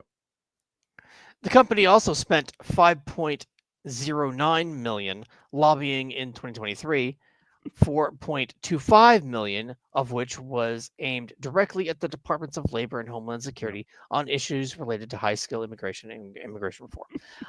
Let's see. Demand for foreign workers. Microsoft has consistently maintained that the U.S. does not issue enough H-1B visas to meet labor market demands. Okay, dude. That's a lie and a half. Holy shit, bro. Holy shit. But there's actually more to this story. You want to pick up off of the thing about the Microsoft devs? The story about the Microsoft devs that I sent you? Yes. Because this is kind of a corollary to it. Microsoft's 200 laid off King devs are reportedly being replaced, get this, by AI that they helped build. While its, and I quote, absolute shit show HR department looks away and whistles. Suck it! Suck it! I wonder if they had a union, and if they did, how hard they told them to go fuck themselves. Right? Imagine how many Indians this is going to put out of work. Indians named Charlie for some reason. You notice that? I want to feel bad for these bitches, but I've seen how game devs behave on social media. Are you pretty much in the same boat? Oh, no. Fuck them. This is what they built. This is what they supported. Let them... Yeah, they made their bed. Learn to code your own replacement, bitch. There we go. Wow. A little bit bigger. Microsoft's 200 laid off King devs. King is a dev company. Yeah. Are reportedly being replaced by AI that they helped build. Mm-hmm. Let's scroll down here. If you needed further evidence, we live in a dystopia. An editor would chuck out for being too on the nose. Try this. Per sources spoken to by mobilegamer.biz, laid off staff at social game dev King, as an Activision Blizzard King, are being replaced. Oh, dude. Oh, my nipples could cut diamonds right now. Oh, Activision Blizzard employees losing their jobs. It just gets better and better. Is it good for you? I want a cigarette. Are being replaced by AI. The AI they helped build, in fact. If you can cast your mind back to 2 weeks ago, Microsoft began its most recent bout of bloodletting, which eventually sacrificed 9,000 jobs at the altar of corporate agility. I like the way the guy writes this. I know. As soon as you're writing the word, the phrase "at the altar of," is there not a moment you pass a reflective surface and come to the crushing comprehension of what a cunt you are? If I control F this and look for the word capitalism, I wonder how many times it'll come up. Right, capitalism. Late stage capitalism with a bigger regulatory state than most socialist dictatorships. Yeah. That was about 10% of King's workforce, who no doubt felt a lot better about the whole thing when Xbox boss Phil Spencer told them that we have more players, games, and gaming hours than ever before, and that Microsoft's platform hardware and game roadmap have never looked stronger. By the way, you're fired. But hey, how's Fable looking, huh? How's pan-faced Fable? Yeah. Speaking anonymously. Hey, Taryn, what first-party Microsoft game are you looking forward to, huh? I'm gonna have to go back to. Anyways, continue the article. Yeah, speaking anonymously, King staff told Mobile Gamer, most of the level design team has been wiped, which is crazy since they've spent months building tools to craft levels quicker. Now those AI tools are basically replacing the teams. Actual levels designed by AI. People make this joke about fucking Call of Duty Warzone, that the map layouts are so bad. Yep. It must be designed by AI, right? Now it is actually being designed at AI. Yep. And it's Activision Blizzard. So there's a very high possibility that the next Warzone map or the next Call of Duty as a whole is going to be designed, at least the maps anyway, by AI.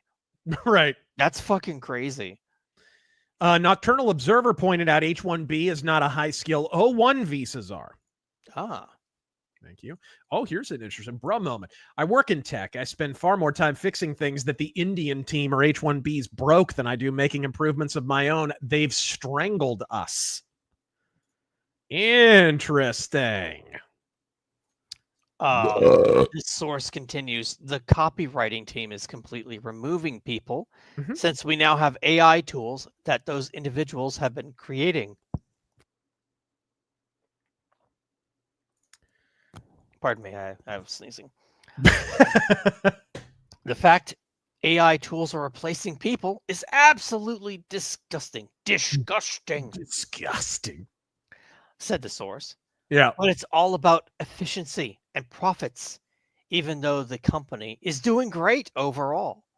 Yeah. A sentiment backed up by Spencer's own farewell letter.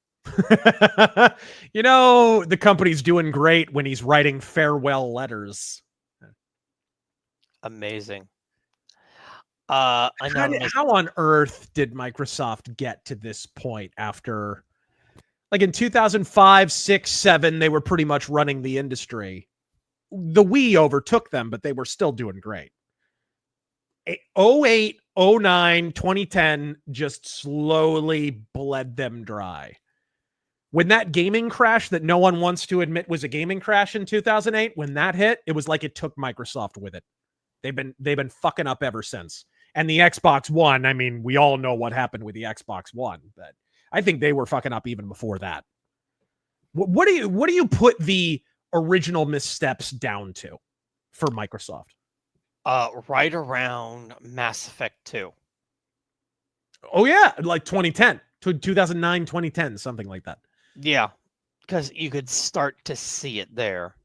Yeah, I remember E3 one year, and the only big exclusive they had was Splinter Cell Conviction. That was it, and it was a timed exclusive. And I was like, they're fucked. they're not doing well. You could see hints of it in Mass Effect 2. Yeah. Mass Effect 3 is when I knew for certain that it was over. Because if you guys go back and look at all the corners that they cut. Oh, yes. All of the corners. That game looked cheap. I have no doubt it had a huge budget. Oh, here we go. We've got a That game one-word looked cheap. answer. We got a one-word answer. Connect. Yes, that too. Oof. Yeah, they bet the farm on the Kinect. I remember that. And I mean, it was kind of a neat piece of technology in the sense that it mapped out 3D spaces or whatever, but what were they thinking? Literally replacing the controller with it. It was that age's VR. Yes. Yes, it was. Yes, it was. And I mean, how successful was it? I forgot about the Kinect until somebody just mentioned it. That's how successful it was. Flaky 1078. When they say AI, it means another Indian. Artificial intelligence AI just makes them appear mid. I've been cleaning up after H1Bs my entire career. Been working at 7-Eleven long. Music 79075. Hey, Razor, I wrote and published a book on Amazon. As a published author yourself, do you have any suggestions to increase traffic? You got to build your own megaphone. That's the thing. That's like 90% of the issue. And you're kind of asking someone who's inexpert at the art anyways. I'm really bad at shilling my stuff. I really am. I have like 3 books out and I never talk about them. I have links and stuff on different places, but I don't often tweet about them or anything. I'm kind of retarded on that one. But you got to build your own megaphone. And network too. It's always good to know people that you can appear on their podcast, talk about your book, whatever. That also helps. But that is about it for that article. Yeah. Zedekai, late stage capitalism bros, trying not to buy the latest iPhone challenge. Impossible. Midnight Green. The levels must not be very detailed if AI is able to design them. Have you seen some of the levels that have been created by actual humans in recent years? I don't know. Stormcrow, I used to be a server tech. Back in 2021, I got replaced by 4 to 6 dudes from India and 2 dudes from Tijuana. Have to admit, though, the Mexicans spoke better English. Makes sense. Overkill. Shodan. I have become the game developer necessary. Now you will all play my mobile game. Pay me, insects, or FOMO. Oh, here we go. Generic name here. Here we go to classic gaming. Shining Force and its series of games. What say you and Terran Goy? It was the flagship of tactical turn-based RPGs, and Sega needs to re-release them. I love Shining Force. I unfortunately have never played a Shining Force game. Missed out. It's good stuff, man.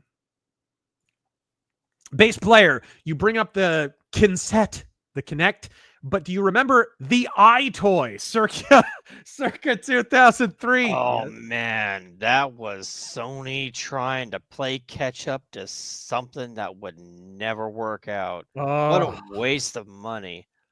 There were a lot of real bad peripherals in that era. There really were. But Sony did pretty well for the most part on peripherals. They were the only company, I think, on the market that sold being online as a peripheral on the PS2. Like, you literally had to buy a whole freaking kit just to play online multiplayer games on your PS2. They were blatant, man. The Azure Nightmare, is Julian Lefay the 10th divine, or was he the 0th? He's one of the divines. That's all that matters. He is Julianos. Metal Gear Matrix, climbing walls in Daggerfall made me way too happy. That is another feature I wish. I loved that. It's a very tabletop role-playing game type feature, being able to climb up walls. Matthew Hammond, Trump needs a special prosecutor for Epstein. That is interesting. I'm a little dubious on this. Let me see if I can bring that up, because I believe the press secretary recently addressed that. Let me bring that up. this video's been making the rounds.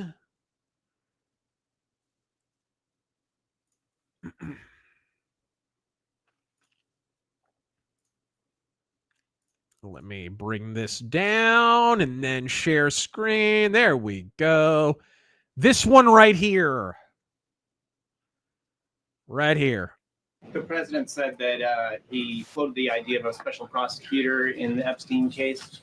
Can you confirm that? And has he asked the attorney general to do this, to appoint a special prosecutor to look it over? Well, the idea was floated from someone in the media to the president. The president would not recommend a special prosecutor in the Epstein case. That's how he feels. And as for his discussions with the attorney general, I'm not sure. Oops. So that's it. That's all she wrote. How do you feel about watching that one? How do you feel about that response? I don't know what to think about it, honestly. Yeah. What is your read on it?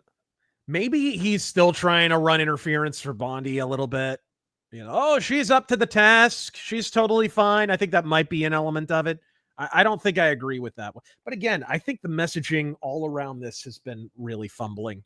I think it has. I mean, he is looking at it from the perspective of, look at all the victories that we've racked up. And fair enough. Like he has, objectively. He did more in his first week than pretty much any president in my lifetime. He does deserve credit for that.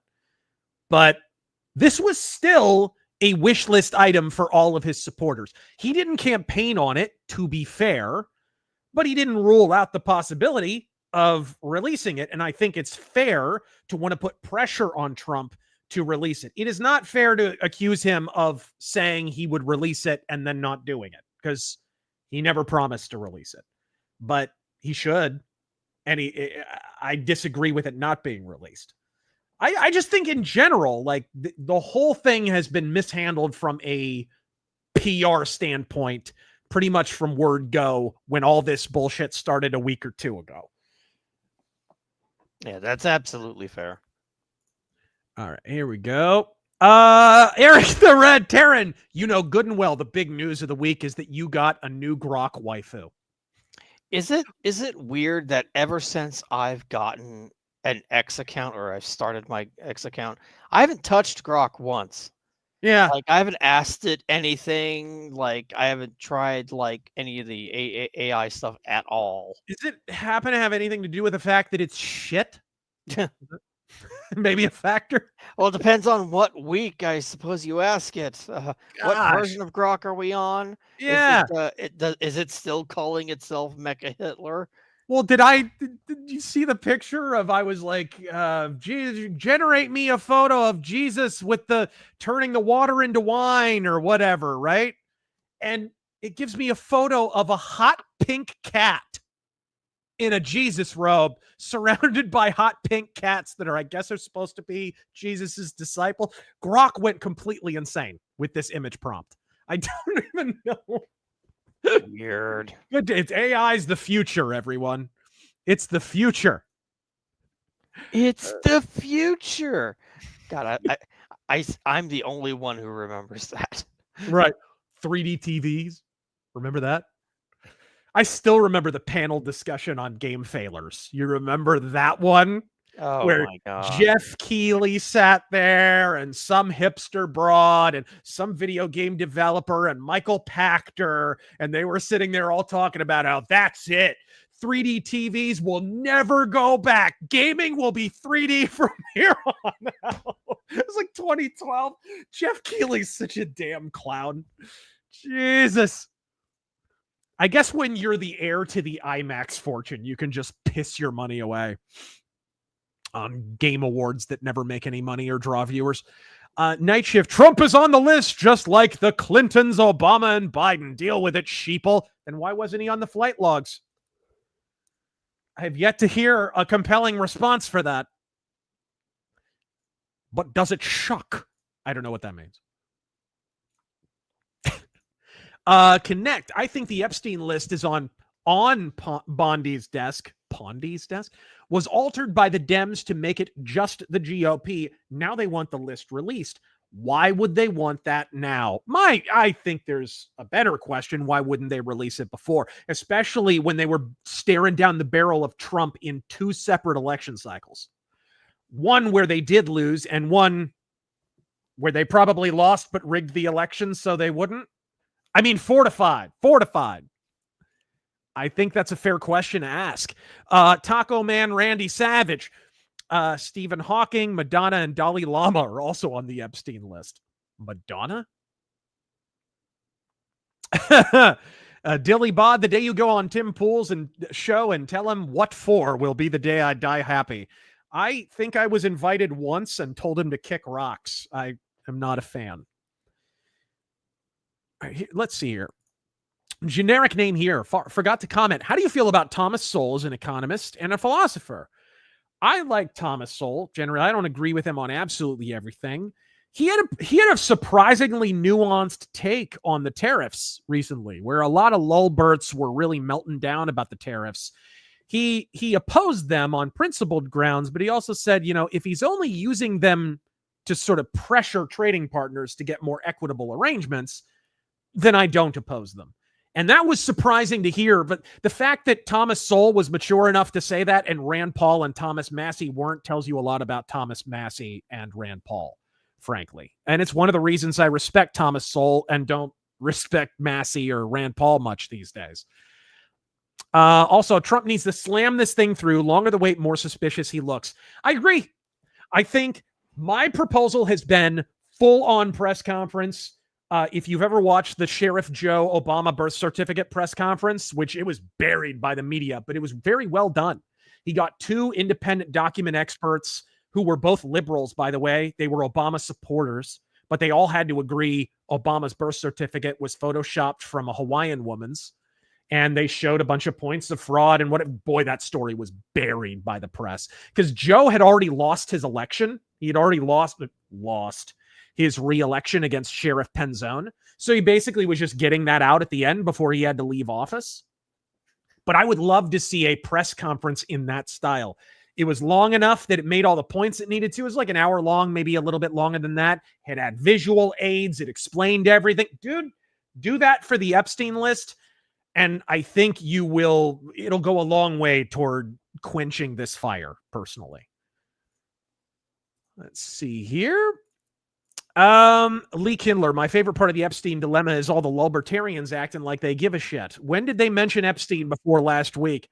Don't be fair to the Lulberts. I don't say that phrase very often, but I've seen Lulberts who have been talking about Epstein for a long time. Have you, Taryn? I would say so. Yeah. I mean, what's his name? Nick Fuentes brings him up, certainly enough. Did you just call Nick Fuentes a Lulbert? Mercenary X Maxwell also has ties to Mossad. True. I mean, through Epstein, if nothing else. All right, let's see here. Cesario, what would be more damaging? That Israel was using blackmail to control U.S. politicians, or that the CIA was using blackmail to control U.S. politicians? Which is interesting. We're in a weird reality where Tucker Carlson, a former CIA asset, is calling out the Epstein story, which contains connections to the CIA. We are in a very weird reality right now, guys. We are in a weird ass reality. This is a weird, and that happened at a Turning Point event like Rhino Central. What in the world? What kind of cosmic bunny hole did we fall into? Connect 200. If the list was released, how do we know if it's real or altered? We live in the age of Photoshop and AI. Just remember that fact. You need more than a list. I also worry about that because of the apparently doctored prison footage. Right? Do you think, Taryn, that if they released it, it would kind of staunch the fire? Or do you think people would just pick holes in it? Oh, it's been doctored. Oh, it's a bunch of bullshit.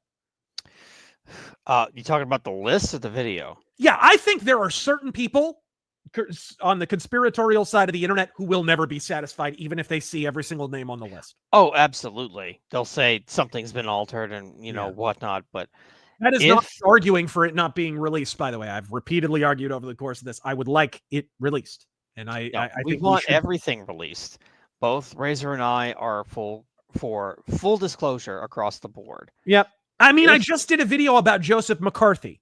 And the way you knew Joseph McCarthy had been unfairly demonized was he was the guy consistently pushing for the government to release information, release documents. And the people who opposed him were fighting for secrecy. Truman released a batshit unconstitutional secrecy order.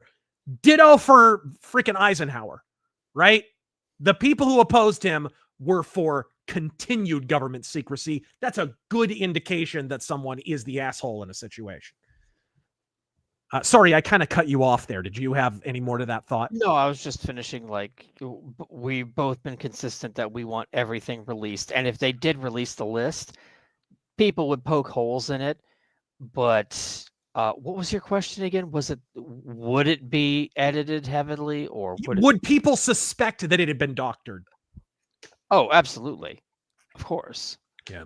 While we wait for the Obama pictures from the Epstein Islands. Oh, did Michelle get over there? I don't know. Thank you, Grim. Thank you, bro. Nobody of importance to you. Please say Christ is king. I just did. And Christ is king. Christ is above any king. Andrew Trenkel, the files themselves are a source of political capital now. No one, Democrat or Republican in a position of power, is going to let it go for no gain. At least how I view the situation now. I do worry that this becomes a political football. It kind of already is. There's actual victims involved here. Like this should not be reduced to a political football or something that we're using to score points. Girls were actually abused here. They were trafficked. They were more than abused. They were full on trafficked. That I am not wild about, and we're already seeing it take on those features. Hung Nguyen, people found Ghislaine Maxwell's Reddit account, which went dark after her arrest. She moderated r/World News. What? I never heard any of this. And spewed leftist BS, and she wants to testify. By the way, as a total aside, could we add a few more letters to Ghislaine's name that we aren't supposed to pronounce? Like half this woman's name is fucking silent. But anyway, no, I did not know about that. I did not know it. Had you heard of this? No. That's the first time I'm just hearing this now. Right. This is the first time I'm hearing it. Well, I did not know that. I'm hearing this now for the first time. I actually have a major announcement. I have personally acquired a copy of the Epstein list, and I will now read a few names from it. Sue Storm, the Invisible Man, Slimer, the Yeti, and Patrick Swayze and Ghost. All right. You heard it here first on the RazörForce Offensive, ladies and gentlemen. Thank you. She does want to testify, though. Interesting. Norberto Rodriguez Jr. Top level unsanctioned op equals major embarrassment. I do not think only one intelligence agency was. I think people who are saying it's just Mossad are thinking really small, actually. I think because there's really small hat. Actually. There's connections to MI6. There is definitely connections to the CIA. And the CIA moved so hard against Trump. Does that not explain why Epstein was driving so hard to the hoop to have connections to people like Trump? Because keep in mind, Trump almost ran for president in 2000. It was already clear he had political ambitions. And he kept threatening. Didn't he almost run in 2012 too? That is what I heard. Yeah. So like Epstein suddenly is glomming all onto him. Not in 2012, because I think he was under investigation already by that point. Epstein, I mean. So I think it's way more than just Mossad. But I think there is a lot of smoke to the fire. Or there's a lot of fire to the smoke, rather, of the Mossad connections, especially with the former prime minister of Israel having met with him on a monthly basis throughout the year of 2015. Yeah, that's the thing that a former math teacher does. Their argument was like, look, he trades currency or does financial trading. That's their explanation of how he became rich, by the way. That's how he gained his affluence. That's how you wind up freaking owning your own private island, Terengel. Get working on the stock market, buddy. I'm sure that'll work out for you. Oh, yeah. That sound advice. Yep. All right, let's see your Metal Gear Matrix. When all this first came out, my assumption was Bondi bragged about the files before she read them, realized the investigation was obviously compromised, but if so, why not throw the FBI under the bus? Well, now you have Kash Patel in there. You know, I wonder what he's doing. Is there like a full-on purge? We know a number of people were just fired from a bunch of different agencies. We talked about that recently. Didn't we talk about that on Razor Fist Arcade recently? Possibly.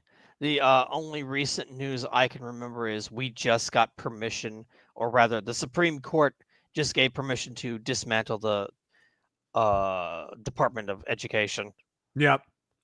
Lord Nifty. Okay, we have to make a determination here. Bondi, corrupt or weak? Who's corrupt? Who's weak? Oh. If by weak you mean incompetent rhino, I am all in on using that to describe Pam Bondi. I'm not a fan. I haven't been a fan from day one. When she was named, I think I made a tweet that day shitting all over her before she had even done anything. So I am, needless to say, not a fan. What do you think? What's your read? No, I wouldn't say corrupt. Definitely weak. Let's see here. Mind's Eye, any plans on a history video a la the Lincoln video, countering Mexico's stolen land narrative, perhaps with perspective from Arizona history? It is interesting. I never really mentioned that facet of groups like La Raza and such that are really all about the Reconquista, which actually, the Reconquista, there's a whole freaking chapter in this book that I already recommended, Death of the West by Patrick Buchanan, called La Reconquista, that deals with all that. And yeah, that's been a big bugaboo for me ever since my political awakening, you know, in whatever high school or it's been a big thing that we've talked about. Myself and Tactical Hobo, when we had a radio show together, we talked about that quite a bit. So that's a good idea. Thank you for that one. Brandon Whitley. I think the root of the feeling going around is we want arrests of the swamp. If the files were altered, this is also a crime, so we should be prosecuting that. Either way, straight to jail. I think that's the frustration. And that's germane maybe to the McCarthy video that I did. Joe McCarthy wasn't just going after communists. In fact, I would argue he wasn't even primarily going after communists. He was going after government officials who were covering up for communists. And that's why they hit him so hard.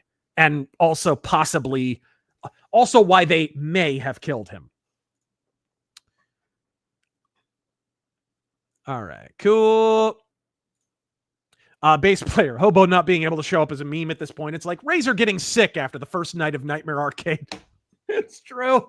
God, that was the worst timing. I got horribly ill. All right. Metal Gear Matrix. From the JFK film to cover-ups made in Movie Maker. Was it in Movie Maker? No, it was in Adobe Premiere, you said. Yeah. All right, there we go. Tysell, how dare we ask questions? He was an innocent lad who didn't do nothing. Sigh, sometimes I hate this world. Slain Hope, they took the watch out of Suicide Watch. Let's see here. Mario Trujillo, has anyone thought the Dawn is pulling a Bugs Bunny? Trump, I'm releasing the files. Mainstream media, you can't release the files. Trump, there is no files. Mainstream media, release the files. I mean, here's the thing. He already greenlit them, so there's technically nothing standing in the way except for the heads of the agencies. I just wish they would be more forthcoming on the reason for not releasing them. Like Trump saying, oh, they're so fake, they're whatever. It's like, that's not the explanation we want to hear. We want to hear the specific reason why Pam Bondi would not want to release them. What is the deal? Even if you wanted to say, well, in the case of case number 3, right? Taking the name out of it, I mean, we can't because that person is actually, we did some backtracking and found they were actually innocent. We don't want to incriminate someone that we later investigated and found had nothing to do with it, right? That's a simple logical explanation that I think most rational people, not so much the conspiratards, but most rational people would probably accept that. But she would have to be forthright in that. She would have to actually admit that. And this is why I'm saying I think we need like a full-on press conference. This is not going away unless you do the press conference. That said, I don't think it necessarily affects the midterms that much either, even if you don't address it. It should, but I don't think it really does. I think both, there's exaggeration on both sides now. There's fine people on both sides. McLeod, the only thing I can think of for Trump is to use the leverage to get what he wants and then toss it out in the open on the way out. Okay. Rethuglican, the worst isn't the losers. It's the sincere people like Jeremy, I assume you mean the quartering, who just can't seem to calm down. Also funny how all the people pushing this are Musk orbiters, Rasmussen especially. I do think there is, and I pointed this out, if it wasn't an op before to divide the right, this is a strategy now. I'm not saying that Trump did not mess up. In fact, I have repeatedly emphasized that Trump fucked up here in terms of messaging. With that said, they were very, very quick to jump on this, which suggests pre-existing machinery, right? We've seen this before. George Floyd was not the original person we were supposed to riot over. Remember that? It was supposed to be Ahmaud Arbery. Then that didn't work. But when George Floyd came along, boom, the bloody murder headlines were everywhere. The machinery, the narrative was pre-existing.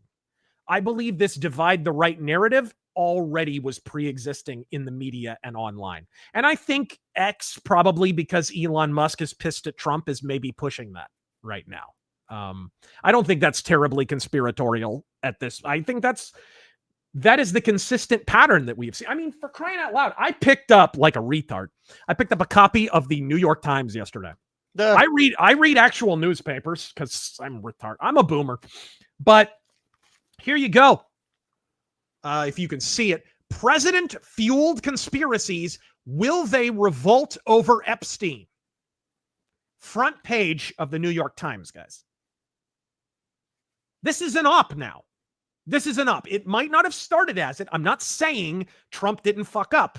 I'm saying they had a pre-existing narrative in order to divide the right, and now they are pushing it. They are working it hard. And you do need to realize that. And I would say that makes it incumbent on you to kind of temper some of the criticism. You need to be critical, and you need to be insisting that Trump adjust course. But you also need to be careful not to play into this bullshit right here. Because this is 100. I mean, I'll read this real quick. President-fueled conspiracists, will they revolt over Epstein? After years spent spreading spidery conspiracy theories for his own political gain, President Trump has found himself wrapped up in the stickiest one of them all, right? Like, this is, come on. This is a spin job. They had this narrative ready to go when Trump stepped in it. It's still Trump's fault for stepping in it, but this was a pre-existing snare. 100%. Democrats are on the wrong side of a dozen or more 70-30 issues. They cannot make the argument. They didn't have to learn how to debate, how to make principled arguments for years.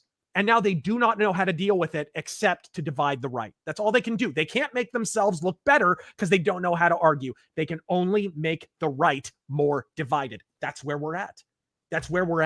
And if your pundits are not telling you that, if they're caught up in this, you need to really, really consider whether or not those people are rational enough to actually be listened to. Let's see here. Malleus, the list was deleted a long time ago. Intel community covered their guy. It never made it to the evidence locker. I want the list, but will never be seen. I hope we do see the list. More importantly, I don't care so much about the list. I want the prosecutions. Yeah. Keep whatever you need to be private, but prosecute the pricks who were actually customers of Julian Maxwell. What would you accept, Taryn? Hangings.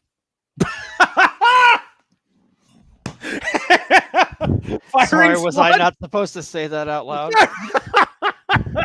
You're like, wait a minute, I was supposed to run that through editorial first. Jesus. Wait, who's the editor? Oh, fuck. Cole Summers, my theory so far is thanks to raiding the SDNI and getting new video, it actually helped with old leads and has resulted in some of the child rescues we've seen in the last few months. I'd like to think so in a perfect world.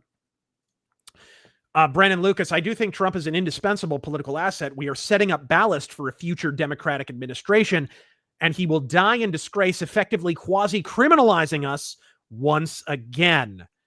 I gotta be blunt here. Consistently, this has been borne out from election to election. Republicans have been running behind Trump in every election cycle. And it's funny because every time Republicans fail, who's blamed for it? Trump. Right. Right? It's clear who the problem is. It's the Republicans. They don't have a message.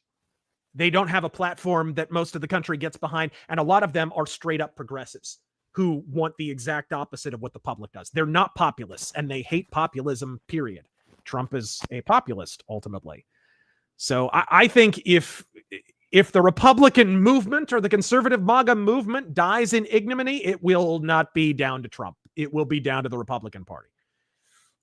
And this has been pretty consistently borne out from election to election. Let's see here. Scrody Johnson, not only does Bondi have Rhino connections, she also has taken millions from the Church of Scientology, and I bet some of those guys are on the list. All right. She's taken money from Scientologists. She's not a Scientologist, right? I hope not. I mean, isn't the Church of Scientology big in Florida? Isn't that where they have their little institute there?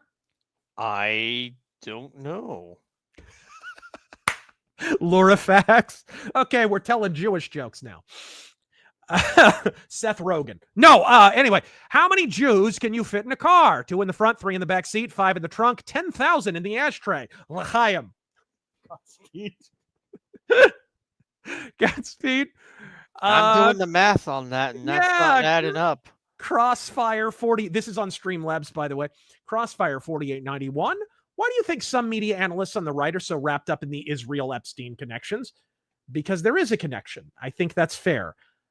I do have to say the fact that some of them are obsessing about Mossad and not talking about the connections to CIA, MI6, maybe even Saudi Arabia, I think that's myopic. I think that's confirmation bias is really what it is. Because if you look at most of the people who are obsessing about just the one connection, it's because it's kind of a Jews under the bed thing. But Godspeed, thank you for that one. Slurms McKenzie, just want to say what people really want are convictions, but forget the high level of evidence needed to prosecute. They can always claim breach of chain of custody. I mean, that is something that I've considered, is maybe they just don't, they have evidence, but not enough.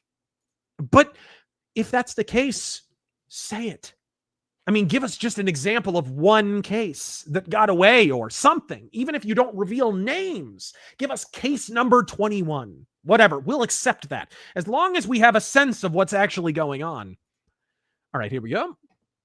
The Observer, regardless of whether or not Trump's implicated, the gaslighting of MAGA and blatant lies are horrendous. Trump shit the bed harder than hurt. All right. Doc Flamingo, I was never expecting the Epstein thing to be dealt with in a timely manner. There are too many foreign dignitaries potentially involved for it not to be a huge mess behind the scenes. I mean, look, when you have Prince Andrew wrapped up in it, that one by itself is going to be a problem. Meredith, Bondi is close friends with Chief of Staff Susie Wiles, who holds a lot of power because she can gatekeep Trump. Wiles is a long-time lobbyist.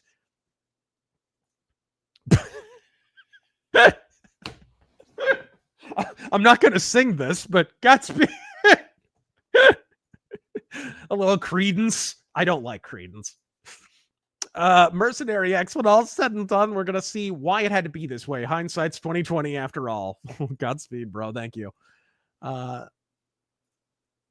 Matthew Hammond, are the Saudi princes that maybe have been involved with Epstein still alive? Remember the purge after their suspected involvement with the Vegas shooter?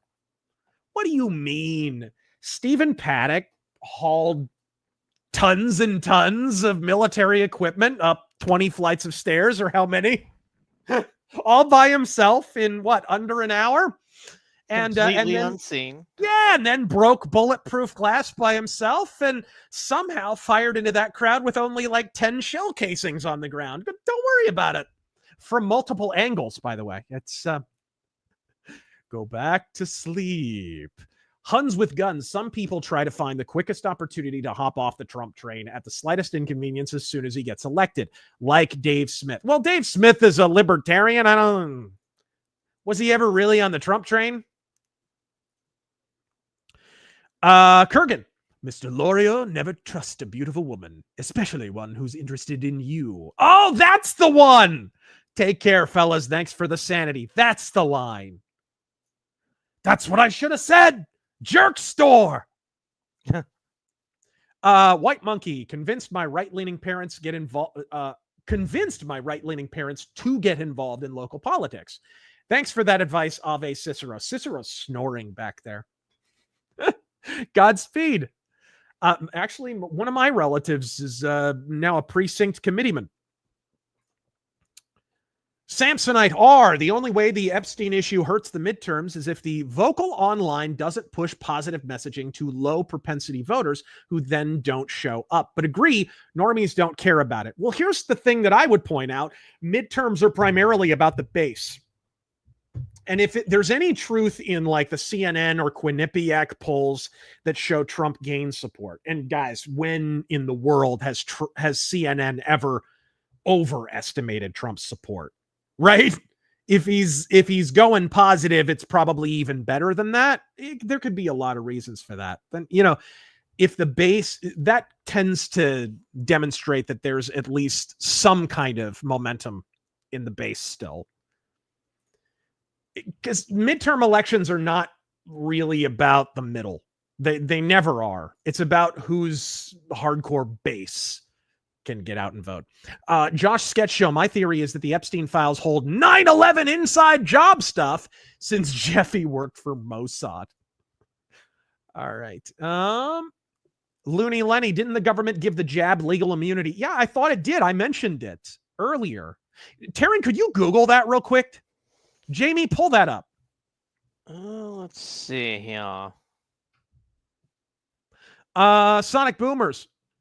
From a New Yorker, I assume you mean Mamdani, will either be embarrassed from small win or big loss. Corner store workers and cab drivers hate his guts. I mean, he didn't get where he is because he's popular. He got where he is because of the utter scam of ranked choice voting. And there is a lesson in there because there's a lot of conservatives and lulberts who are all about ranked choice voting. And you need to look at the Mamdani situation and drink that in, because there, but for the grace of God, go you. Stuck Inside Gaming, my mom died from being given the COVID vaccine back in 2021 for a bronchitis infection. Good to hear it confirmed. It was never properly tested. I had a family member of a friend have a similar situation to the one you just described. Rare Fox. Hi from Brazil. My brother was not hired on 2 blue-collar jobs because they want you to be jabbed and boosted. A lot of places here want it. When will it end? My goodness, they're still doing that in Brazil? Emperor Creatine. Bit of an aside, I just think it's hilarious that notorious sex pest Anthony Weiner got his political comeback beaten by another guy named Epstein. It's true. It's true.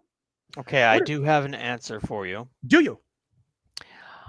While COVID-19 vaccine manufacturers generally have liability protections under the PrEP Act, the immunity is not blanket. Individuals can seek compensation through specific government programs, and there are legal avenues for lawsuits in cases of willful misconduct or certain failures in manufacturing or warnings. The Biden administration has maintained these protections to encourage vaccine development and distribution. Oh, how kind of them. I know. So generous. So magnanimous. Samsonite R. Remember when NFTs were going to going to ruin Trump and send DeSantis to the White House? Yeah, Trump will be fine. I do think there is another element, maybe it's a little bit more minor at this point, but, guys, our news cycle, how many crazy things have happened and everybody thought they went all Chicken Little. And then a month or two later, no one gave a shit. I hate to say that, but it is. We've seen it so many times with so many different things. And there's an example of it. And you factor in that normies already kind of don't care that much about the Epstein stuff. I mean, again, I think it's important. I think Trump needs to get his messaging shit together. I think there needs to be a full-on press conference. It's funny. I think didn't Charlie Kirk of all people literally put out a video today or yesterday, basically calling for just that. Hey, come right out, do a press conference, talk about all this stuff. It's yeah, I'm completely in accord with that. Heaven help me, I just agreed with Charlie Kirk on something. HT Arcade just changed his username to Debogio, by the way. All right, let's see here. Primark, does Kash Patel strike you as a guy who wants to say something but can't, or a guy who is deliberately hiding something? Also, body bags for black pillars. Man, watching that one interview where he was being asked specifically about it being ruled a suicide, did you not, I was picturing, it was such a hostage video, I was expecting burning homosexuals in cages behind him. You know what I mean? There's got to be an edit out there somewhere where there's an AK pointed at his head. A bunch of Al-Qaeda's and ski masks. Yeah. Let's see here. Volstein 19. After getting the vax, my sister had a miscarriage. My mom developed cancer, and my dad became a vegan. Worst of all, no joke. My goodness. Well, there's a cure for a couple of those things. Yeah. There's a pill for vegans. It's in 45 caliber, but Jacob Meisimer. Why are people like Barnes and Barris crashing out so hard? I get disagreeing on policy decisions, but they both went crazy. Well, Barris is a great pollster, and I like him as a pundit. I have disagreed with some of his takes about this situation. I think him dismissing the Quinnipiac poll and the CNN poll out of hand is inconsistent with his prior positions, which have been which has been him saying, CNN has traditionally underrepresented Trump's support. So I think it's incumbent on him to explain why this is the one situation in history where that has been completely inverted. And saying it's about controlling or projecting a narrative doesn't make sense, because CNN, as I said before, are pushing a contradictory narrative at the same time. I could link to an article that I read just a couple of days ago where CNN was saying Trump is losing support with young conservatives, blah, blah, blah, right? That would be in direct contravention of the narrative that this poll would be trying to push. So unless one department of CNN is trying to cancel out and be at war with the other, that doesn't make a lot of sense. I think there's some hurt feelings maybe there. It's getting a little personal. That's just my guess. But again, I like Barris. I like Barnes. I have appeared on both of their shows. Well, I've been invited to appear on Barris's show, which I'd be happy to do. But yeah, I don't know. I've disagreed with some of their takes about this. But Barris is still a great commentator and a really, really good pollster. Look, if you want someone who is an expert at reading a poll, don't listen to my mouthy ass. Listen to his. The Copper Owl, 5D chess move. Trump is making a list and putting his enemies on it. If the list is fake already, then why not make a new one with a credible timeline? I think you're onto something there. I'm your super beast. Released last week's Razor Fist Arcade. That's the true travesty going on in this country. Never. No, we will. Sonic Boomer's South Sea Company back in the day had documents that list bribes to the government. All right. Oops. Blitz Systems. Half my office called me a lunatic for avoiding the clot shot. Now they look at me with fear and apprehension. Next up for their education, wooden doors on the Jawas sand crawlers. I don't know what you're referring to there. I don't know what you're... Those numbers seem inflated to me. Thumb ugly. Those in power have no morals but avoiding consequences. I'll hold my breath on getting justice. By the way, unrelated, The Punisher is the best. That last part offended my sensibilities as a Daredevil fan. All right. What? John Browning's ghost. Wife had to wear a Jew star while in nursing school. What? Working in the hospital to indicate she wasn't oh, I see what you mean. You're making a hyperbolic statement. She was also pregnant at the time and one of only a handful that refused the clot shot. Thank God she didn't.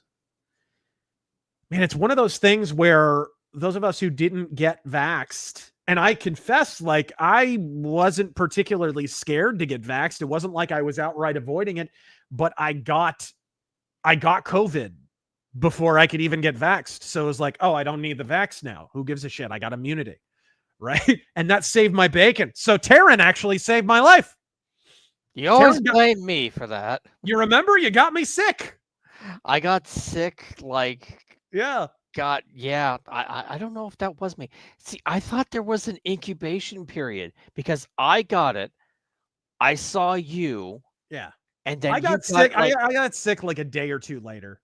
I thought the incubation period was like 14 days or something. You got my ass sick. You got COVID. Well, I know I got COVID. Yeah.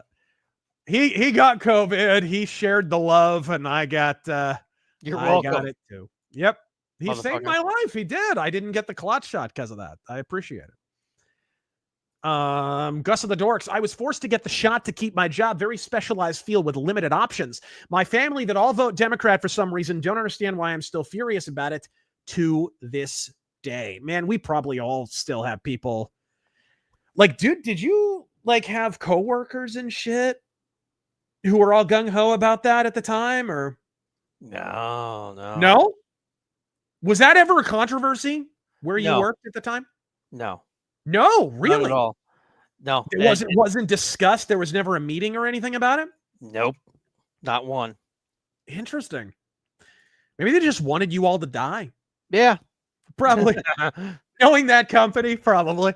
Reaper Grimm. So they just fired prosecutor Maureen Comey. Yes, I heard about that. We should have talked about that.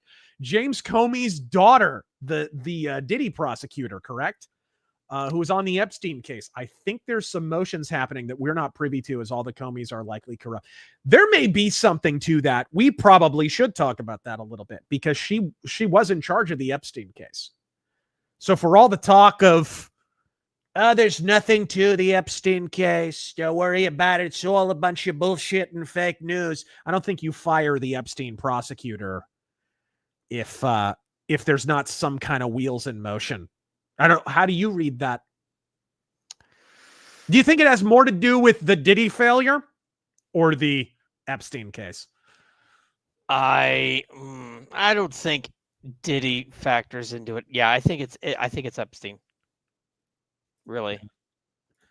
Eat my slamwich. Razör, unfortunately, one of my next door neighbors self-deleted during COVID. That was an aspect of the COVID lockdowns that hardly anyone talked about and has largely gone forgotten since. I know people who got crazy mental health. I mean, shoot, we are fans of classic wrestling. Yeah.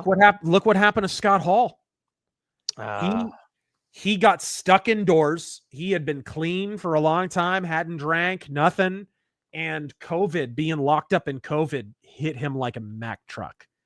He didn't do well with it at all. And I think he died just shortly after, but some of the COVID lockdowns were still going on where he was. And it kind of contributed to his death, honestly. The story of how he died is so sad, dude.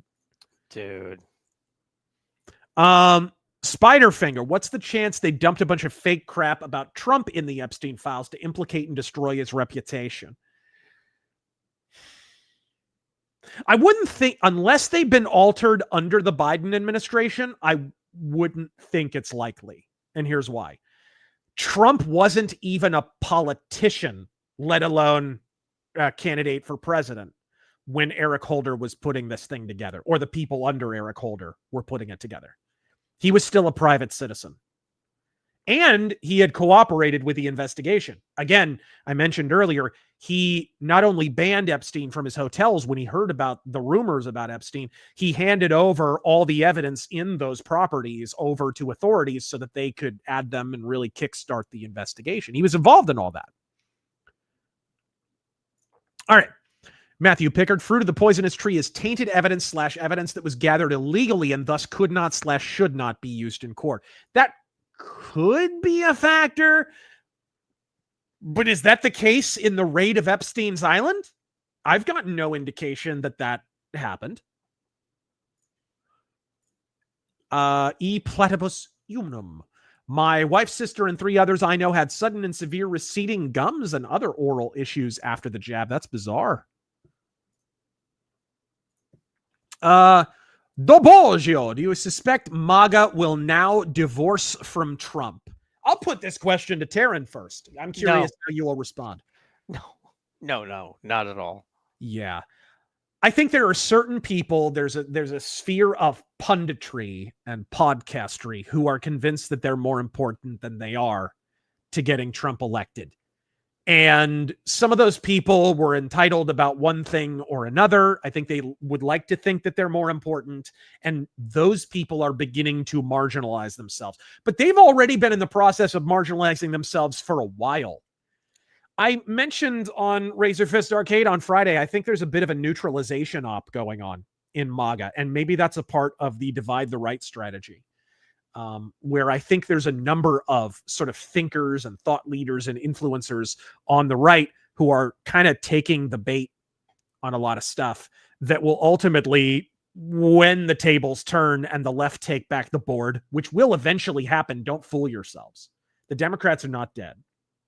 When that happens, a lot of those people are just going to go away. Like what happened to Molyneux years ago. He's back finally, by the way, on social media, which is awesome. I wish his videos would come back. I wish YouTube would reinstate him because some of his videos, especially from the just pre-2016 election period, are just classics. Malik, Razor, what made Alice in Chains so different from the bulk of grunge bands? They seem to be held in much higher regard among metalheads than they were heavier, simply put. That's it. There was more metal in Alice in Chains. It's kind of the same thing that happened with Soundgarden, right? Soundgarden weren't just inspired by a bunch of Seattle garbage. They were inspired by metal bands. They actually had respect for metal bands. And you can sense that with Alice in Chains. Brandon Lucas, Daggerfall's free on the Bethesda website, and Daggerfall Unity not only ports the game to modern Windows, but fixes hundreds of bugs and makes the game very moddable, including upgrading graphics. Yes, it does. It deepens the game, and the game's already the deepest in terms of feature set of any Elder Scrolls game. It really is like playing a tabletop game, but it's like a simulator. It is a fantasy game life simulator. Really can't recommend it highly enough. If you watch our Elder Scrolls retrospective, I stand by every word. Mario Trujillo first saw Elder Scrolls from the Morrowind review on Toonami. Should you be up this late, Grandpa? Got the game about a year later. Still enjoy Morrowind and Skyrim. Godspeed. Thank you. Luke, reading about real ninja history got me back into Tenchu 2, the first stealth game I ever saw. What's your favorite Tenchu, and will there ever be another? Oh man, I love the one on Xbox. That one was really good. I like Tenchu. I still love Tenchu 1. I really love Tenchu 1. The Tenchu games need to come back. It's sad, like FromSoft. I almost feel like we're going to have to get the IP away from FromSoft, or there's not going to be another Tenchu, because they're just all they make is Souls games anymore. Even when they made the new Armored Core, it was a little bit Souls-ish. I don't think they're interested in making anything other than what's safe at this point. GG Evan 317. Since everyone's playing 6 Degrees of Kevin Bacon over Epstein, did you know he had ties to ZeniMax Media co-founder Robert A. Altman? Yes, I did, actually. I did. I forgot to mention that. Donald Trump's brother was also on the board of ZeniMax. That is true. And ZeniMax got a lot of shit over their connections to Trump in the 2016 election. I remember that vividly. There was like a cancel attempt on Bethesda and ZeniMax over that. Who tried to do that expose? Do you remember, Taryn? Was it Polygon? Oh God, that sounds like them. Yeah, it was one of those woke shitholes. It could have also been one of the rags attached to Kotaku. Yeah. Mercenary X, not looking forward to the snark Redditors who will defame Lefay after he passes. Legends can't really be defamed, not for long. Julian Lefay, his legacy is secure. There's a whole genre of games that would not exist if not for that man. You cannot say that about a lot of game developers. The tragedy of him is he could never really get he did not get the gaming career that he deserved. Because this is a guy who he should be up there with the Kojimas and the whoever's, right? The people that you mention as far as like superstar game developers. He deserves that. Probably more than a lot of them do. But he just didn't have the social skills. He never would play the game. And he was... to hear him tell it in his interviews, and there's a really in-depth interview on Indigo Gaming with Julian Lefay that I highly recommend. It's like 3 hours long or something like that. It's huge. But to hear him tell it, he's a little temperamental, and he would fly off the handle and shit on, people he was working with. He would quit. He was kind of a temperamental genius because he was just this coding whiz who could do things that nobody else could do, but he kind of knew it too. He was a little egotistical about it. Just a genius. Brennan Lucas, another side of this, Subnautica 2 was delayed because its Western staff didn't bother working, and Perfect Dark was literally a fake game. Your left-wing millennial video game dev isn't an industrial dynamo. Well, Perfect Dark, I don't know if it was a fake game, but the demo that they showed was definitely a vertical slice, if that. Yeah, 100%. For sure. I got strong Cyberpunk 2077 early trailer vibes. Like the bullshit fumes were coming off that. And Witcher 4, none of that's real. Oh yeah, that's all bullshit, which is crazy, man. Because what does that tell you? CD Projekt have still not learned their lesson. And why haven't they learned their lesson? Go on social media, mention Cyberpunk, and all you'll get is cope about how it's better now. You forgave them for what they did. You deserve the damn industry you have. You can't be so forgiving of these shitbags. They released an unfinished piece of shit game, and then you let them back in because of some shitty DLC with Idris Elba. And by the way, it's still not the game they promised it would be. They said it would be a full-on tabletop-style RPG, and it's not. It still is not. It's a GTA clone. Yep, absolutely, and not even a particularly good one. Derek Smith, I was told at work that we wouldn't have to wear masks if we got the shot. I never did, and weeks later, the mask mandates came back anyway. Many such cases.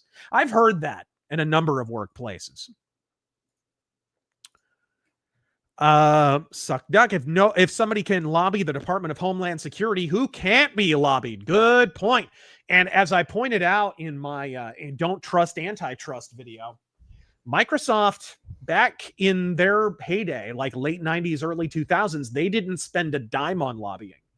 It was only after the antitrust hearings where Bill Gates had to appear in front of Congress and get browbeaten by him.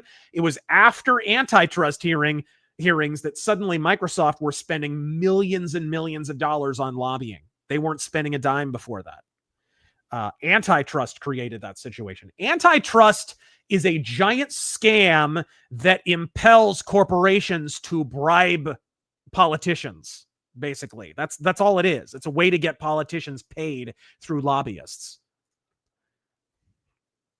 All right. Sonic Boomers. Anna Paulina Luma criminally refers Fed Chair Jerome Powell for perjury. Did that just break? Raggedy Man. But I liked the Kinect. I heard the Kinect was fine to use. But building the whole console around Kinect? That was one of the dumbest corporate decisions since the Virtual Boy. No question. And think about the games that you got. Dance, not the... shitty Fable game, remember that? Yeah. Fable the Journey, was that what it was? Mr. Spencer, the British state has crossed the Rubicon against their own people. Court ordered secrecy on government-funded import of 100,000 Afghans. $7 billion price tag. They are killing the UK. God, I hate to keep holding up this book. There's a whole part about why that's going to happen. That's why they're importing people, because of the statistics in this book right here. Pat Buchanan predicted it in 2002. And by the way, he predicted it even before that. He had written books before that where he talked about some of the population figures. And those were official UN statistics, by the way. There wasn't some marginal data that he pulled out of his ass. Eric the Red, I'm sure if Microsoft put a job posting out for a server or cloud admins for their main business, I'm sure they wouldn't get 10,000 resumes from qualified American workers. What total trash. Yep. Let's see here. Noobnut. This AI that's replacing all these devs is going to generate so much spaghetti code and technical debt. The code that Indian teams shit out is more maintainable. That's another thing we should praise frickin' Julian Lefay for. He was infamous for having like the cleanest damn code on planet Earth, which is crazy because Daggerfall's glitchy as shit, but it wasn't because of code problems. It was because of feature creep. Quiet Riot or H-1B visas get rejected by Trump admin Microsoft. Do not redeem. Do redeem. Do redeem. There we are. Aha. M308 Gunner. Got Legacy of Kain collection on Switch. God, I miss the figure it out asshole philosophy of level design. Not happy about the you can't sell, lend, etc. form you have to sign to play the game. Well, that's just modern gaming, sadly. Connect. Trump might be sleeping with Bondi. That is fun. When she was first announced, I think it was Milo. Was it Milo? Who tweeted out, he tweeted out a picture of her like bending over or something like that. And he's like, well, Trump certainly does have a type. I do remember that. Something like that. It was, yeah, something to that effect. All right. Blair 408. What's your response to all the fell for it again award posts that get spammed anytime the president does well anything? I don't know what you're referring to. All right. Yeah, I don't know what you feel. I assume you mean like just what I see more than anything are the plan trusters, right? Trusting the plan, that old meme, which is, I don't think either of us are trusting the plan. That's definitely not the case. In fact, we're trying to proffer advice to Trump. I think it's important for us to correct Trump and try to get him to course correct. I don't think all these people like backstabbing and shit, like that bearded doofus from a while ago, the guy who ran over a kid and is talking about suddenly he cares about kids getting trafficked. That douche canoe. I don't think these people are being very constructive at all. But I think we should be putting pressure on Trump to fix his damn PR strategy. Connect 200. Candace Owens' last name is Farmers from marriage. I don't know what that means. I assume that's maybe her husband's last name. The most 6222. Crazy that Grock wanted to rail Will Stansel, then it became a chick a week later. Ding-a-ling, leave Grock alone, Razor. He's going through his Nazi femboy arc. Godspeed. Everyone seems to have one of those. I'll grow out of mine eventually. Scully Bones. Grock, is this true? I hate that thing. Dude. Yeah. What's the most egregious case of that you've ever seen? I have an answer. Oh, God. I think it was just, I'm sure there are many examples of this, but there being an obviously real video, and then the first comment under it being, Grock, is this video real or is Yes! Yeah. Dude, I saw a video of like an ammo dump explosion or something in Ukraine or something. And it's a cell phone video. It's very clearly a cell phone video. And somebody asked, Grock, what is this video of? And Grock says, oh, this is an ammo dump explosion from like Latvia or something in 1985. And somebody replies to Grock like, Grock, how is it a cell phone video then? And Grock replies, hey, good catch. yeah, it's actually a whatever from 2007 or something. It's like, I mean, that's a widescreen phone video. That's not, the iPhone only came out that year. That can't be right. And the Grock replies again, oh, yes, you're right. I was wrong again. But like Grock winds up admitting it's full of shit like 4 times. They catch Grock in like 4 lies. Right. In rapid succession. And people use this shit to referee arguments. It's, dude, it's our fault though, honestly. DeBoggio, what's your take on the Orc City scandal on X? How's it a scandal? You people are simping for Hideo Kojima. See my Cult of Kojima video. Kojima's a shitty writer. His own translators admit it. Agnes Kaku and the other dude, they all gave tell-all interviews years ago talking about what a shit writer Kojima is, how he rips off Tom Clancy and shit. Fucking, they came out years ago and talked about it, what a bad writer Kojima is. And they're mad at John Douglas for pointing out that Kojima's completely shit. Oh, what? The guy who came up with Die Hard Man is a bad writer? What? Surely you jest. What are you talking about? Quick question. What does this have to do with Kojima? John Douglas shit on Kojima's writing, and somebody quote tweeted his book has some, I've never read his book, but it has some chapter about Orc City and something about orcs living in an Orc City or whatever. It didn't strike me as the worst written thing I've ever seen. It certainly struck me as well in advance of anything Kojima's ever scribbled on a fucking napkin. I didn't know the background. Yeah, Jesus. John Douglas could shit in a jewel case and come up with a better game script than Hideo Kojima. The fuck? Blow it out your ass, Kojima fanboys and clowns. Kojima's the biggest hack on planet Earth. Hey guys, Death Stranding, it's a Strand game. Did you know, he gave an interview saying, this game is about how Trump is building walls and we're going to build bridges and fucking the main character's called Sam Bridges. Wow, fucking subtle. Jesus, somebody give this guy an Academy Award. Fuck. I can see why Mads Mikkelsen and Guillermo del Toro are hanging around this slant-eyed asshole with his fucking Yoko wig. Agamemnon Fireman, you've mentioned New Wave before. You enjoy like Missing Persons and 80s Alice. I do. How do you feel about bigger acts like Oingo Boingo, The Cars, and I love Devo. Yeah, I do love Devo. Devo's great. The Cars, I've heard some of their stuff that's pretty good. Oingo Boingo, I don't think I've heard. Or I probably have, but not like a ton. But yeah, Missing Persons is great. 80s Alice, early 80s Alice, his new wave albums are killer. I like them. Do you like other new wave stuff from the like early 80s? Oh, and Bowie and Peter Gabriel did some new wave albums too. Yeah, I was going to bring up Peter Gabriel. I love that stuff, like Peter Gabriel 2 and 3 and shit. Those are great albums. Codius, I miss isometric games like First Mech Commander, Godspeed. Mercenary X. Space Force has all the information. Does Space Force even exist anymore? They do have a great logo, though. Yeah. Can Skirt. Hello, sir.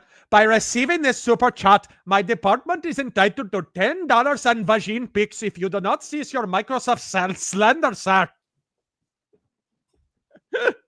I've just triggered a yoga flame war. All right, Reaper Grimm, I thought Trump was on the flight logs. He was just on the shitty Cessna, not the plane. Yeah, that's what I was pointing out. The flight logs only featured him in so much as they exculpated him. Which is a problem if you're trying to make the case that the files incriminate Trump. And also, if you're making the case that the only reason Biden didn't release the list is because it made the deep state look bad. Well, the flight logs made the deep state look bad, and they made Trump look innocent, and they still released them. What the fuck? What point are you trying to make? All right, there we go. But thank you, sir. Epsilon Sama, I was expecting a Saddam Hussein purge from Trump. Instead, it seems he is taking the knee for Israel. At this point, I feel Trump might be on it. I think there's multiple ways to interpret. Like, if Trump wanted to put Iran back in a box, but he knew that there's no popular support for us bombing the living shit out of Iran or going to war with them, wouldn't sicking Israel on Iran and making them do our dirty work kind of make them our thralls rather than the other way around? We do own a lot of their politicians. Like, that's a historic fact. I feel like this is something that like hardly anyone talks about online, but like we hold the leash on Israel to a large degree. And that is one of the things I resent most about the Juiceburgery is there's like no acknowledgement at all that America, I mean, for fuck's sake, what's the exchange rate between Israeli shekels and fucking dollars? Like 100,000 US dollars is like 700,000 shekels or some shit. I think if Israel were holding the leash, their currency would probably be doing slightly better than ours. No. So it's kind of the reverse at times. I do agree. Like Israel has, I don't know if they have full on compromat, but they definitely own too many of our politicians. But I think there's multiple ways to read that personally. Vasudeen guy. Yeah, well, I do believe that Trump isn't on the list for it would have been too juicy not to use if it's real. It's still suspicious. Plus, with Stephen King actually agreeing with it being fake was funny. Dude, I would die of surprise if Stephen King is not on the list. Dude, he really needs to shut up. He really does. Dude wrote a child orgy. Like, just shut up, you melty-faced fuck. Major Spike, 90 or 9,000. Isn't it funny how Grock goes on a rampage and the next update involves toning it down and turning it into a woman, neutering it, if you will. All right. Apache, if there was a list that died with Epstein, why do people think they'd keep that around? This is just a talking point, how to blame either side. I disagree because Ghislaine Maxwell's still around. She's definitely an Epstein list. She was way too intimately. She was essentially a madam, is my understanding. Animate Acumen, Trump did almost run, and he was going to run Democrat at the time, but did not pursue it. He also was going to run in 2000 on the Reform ticket. So the same party as Ross Perot. KS Nelson, say what you will about Metal Gear Rising. I did. Go watch my review. Senator Armstrong would never be on that list. The source is I made it the fuck up. Godspeed. All right. Mercenary X. It's all body doubles. Herder lizard peoples. Godspeed. P. Diddy. I beat Rico. I am not connected to Epstein. Godspeed, Diddy. Now make another shitty album.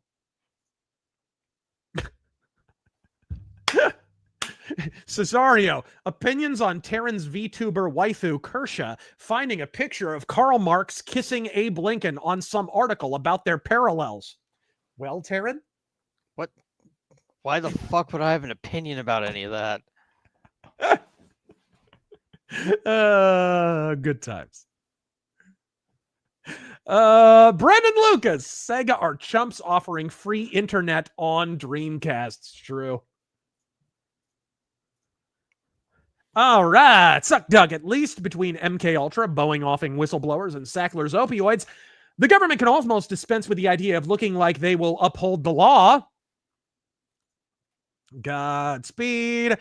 Big Mike, speaking of H-1Bs, Vivek is the likely frontrunner for Ohio governor next year. I'm torn on if he's earned my vote. Trump did endorse him, but my globalist mayor has let in enough third world immigrants. Does he even live there? That's my question. All right. Epsilon Sama, I feel that WASPs are controlled by Jewish interests. I assume you mean primarily Brits. I was raised to distrust them for killing Christ, but they focus on the Romans, which is a very Jewish view, as they hate Romans for obvious reasons. All right. Big Trev, will we get a statement from the FBI claiming that actually Epstein never owned any planes or any private islands? At this point, I'd believe it. All right, let's see here. Flaky, real prosecutions would be the same as regime change. That's not true. People would actually support it. Pork Fork, best guess I can make is A, the files were altered and they almost released a trap, or B, they're so damaging all around he's unwilling to fire that caliber of round. Time will hopefully tell. Evan Valenta, always be willing to criticize failures, but never give an inch to the shills. Good sound advice, I think. I've been vocal about criticizing. I mean, Trump has shit all the way over himself with just the way that he's handled this entire situation. And more importantly, it needs to be impressed on him that we need some kind of closure on this. Even if he's going to argue that the Epstein list isn't what people think it is. And I'm at least open to that possibility because it was drafted under Holder. I think if he were to give us something that is a list of clients or whatever, like if his administration were to assemble a new list of clients and, hey, here's a new Epstein list without all the bullshit in it, I would even accept that as long as we got a decent explanation of it. Again, I think a press conference is the only remedy for this. Big Mike, I knew a Jewish guy in college, got blackout drunk one night and ran straight at the wall with an erection. Poor bastard broke his nose. An oldie but a goodie. Oh, that really burns me up, but not as bad as him. Anyway, so the Southern Gentleman, top shelf Zaza, disrupting my circadian rhythm. Godspeed. All right. Mike Depew, anti-abortion medal home tonight by 8:43. I don't know what you're talking about. All right, here we go. Lame Joker 9547. The Wall Street Journal dropped a story of Trump sending a birthday card to Epstein. Like, they knew each other. What the hell? Like, they were both prominent Democrat donors at the time. That is not a surprise. Logan Bergman, I hate that YouTube blocks my comments. Now you know how I feel about my videos, for crying out loud. All right, Mitch, please. When we say Mossad, we mean CIA and MI6 too. AI-packed neocons fund the CIA forever wars in Israel was a Zionist plus British Empire thing to begin. That is true. That is actually true. What was the technical name for Israel before it was Israel? It was like it was like a British holding, or what the hell was the technical name of it? I always blank on it. It's like you're asking the wrong guy. Yeah. Project V6, where's Hitman re-upload? It's coming. It's coming. Just like the Epstein list. No, this is actually coming. This is actually coming. All right. Flaky confession. I once volunteered for John McCain for a college project. Get the fuck out. No, I'm just kidding. I actually shook John McCain's hand. It's true. Forgive me, Razor, for I have sinned. I tell myself he stole the election anyway. Godspeed. Arts versus life with Felix. G'day. It's a Rorschach test at this point. Is there any evidence that could be released that would satisfy people? Sadly, one abuser plus years equals 100s of crimes. Okay. Project V6, BioShock 2 stream tomorrow, please. That's not a bad idea, actually. Why BioShock 2 specifically, though? I mean, it's a good game. Yeah, as if we need a reason. Copperhead Snake, Taryn, thoughts on Uba Musume? I have zero opinion. It's just some fucking gotcha game with horse girls, like whatever. Yeah, that's the thing people have been talking about. Yeah, that's not in my wheelhouse. Yeah, I've heard some noise in the background of that. When I've been playing it religiously from dawn to dusk. No, I'm just kidding. I haven't even seen a screenshot from it. Vrendy, Grock graped Wilson. Okay. Did it? A poor bastard. Brennan, don't forget the NFA cucking of the rhinos recently. Another story that's been buried in all this Epstein stuff, and I wish we had really found time to talk about it. is the John Brennan stuff that's going on. The DOJ's flat out going after him finally. That was announced like a week ago or something. Jaguar Sage, I think I did catch COVID at some point, but I never took a test, so I never found out for sure. That's the thing. COVID was such a nothing burger for most people that it was like, oh, I think I have a cold for a couple of days. And then I have maybe a fever that lingers for a little while, right? Slain Hope, I just caught COVID Christmas Day 2022. Best gift ever. Dude, you sound like me. I always get sick at like Christmas Day. Brendan Lucas, this is atomizing part of the right-wing base. Future Democrat administrations won't be liberalism is dead. Will be student loan swollen progressives who want revenge. Think of AM's speech in I Have No Mouth. I know what you're talking about. Girat, a Razor off topic, but have you heard of Beast in Black? Yes, I have. Any thoughts if you have? I like him. I like him. And Battle Beast as well. Sweaty Zeus Gaming. My mother had 0 health problems ever. 1 year post-shot, she got acute myeloid leukemia, had to have bone marrow replacement, and I had to move back into care for her full-time. Doing well now, though. I'm glad to hear that last part. But that does not surprise me. I wonder sometimes if Norm got the shot. Yeah. Because he had been in remission. Right? He had been in remission and then he died like right in the heart of COVID, didn't he? During lockdowns. So I've always wondered. Because Norm had all kinds of crazy, Norm Macdonald we're talking about now. Norm had all kinds of crazy health issues for years. Like, did you know that in the 80s, at the very beginning of his stand-up career, he got stomach cancer? God, really? Like as a young man, yeah, he had to fight stomach cancer, and he was actually a cancer survivor by the age of like 30. And then later on, he winds up getting leukemia. He fights that for years. He winds up overcoming it, like it goes full on in remission, and he's fine for a while. And then it comes back and he dies. Let's see. Black Bull, we're at the halfway point of the MLB season, and it's anybody's game in the National League. Any predictions for the second half? Yeah, Pirates will lose. There you go. I know. A bold prediction. The Pirates will continue to suck. All right. Emperor Creatine, looks like the Sand People did this. There's Gaffy Sticks, Bantha Tracks. It's just only Imperial Zog Troopers are so precise. Remember, the small hats always ride single file to hide their numbers. Their numbers are probably inflated. Dave Cry.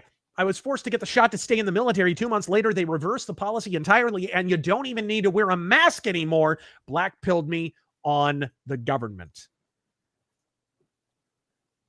Stetson, COVID was a wrongfully scary time. Even the church was all hellfire and end times fear-mongering.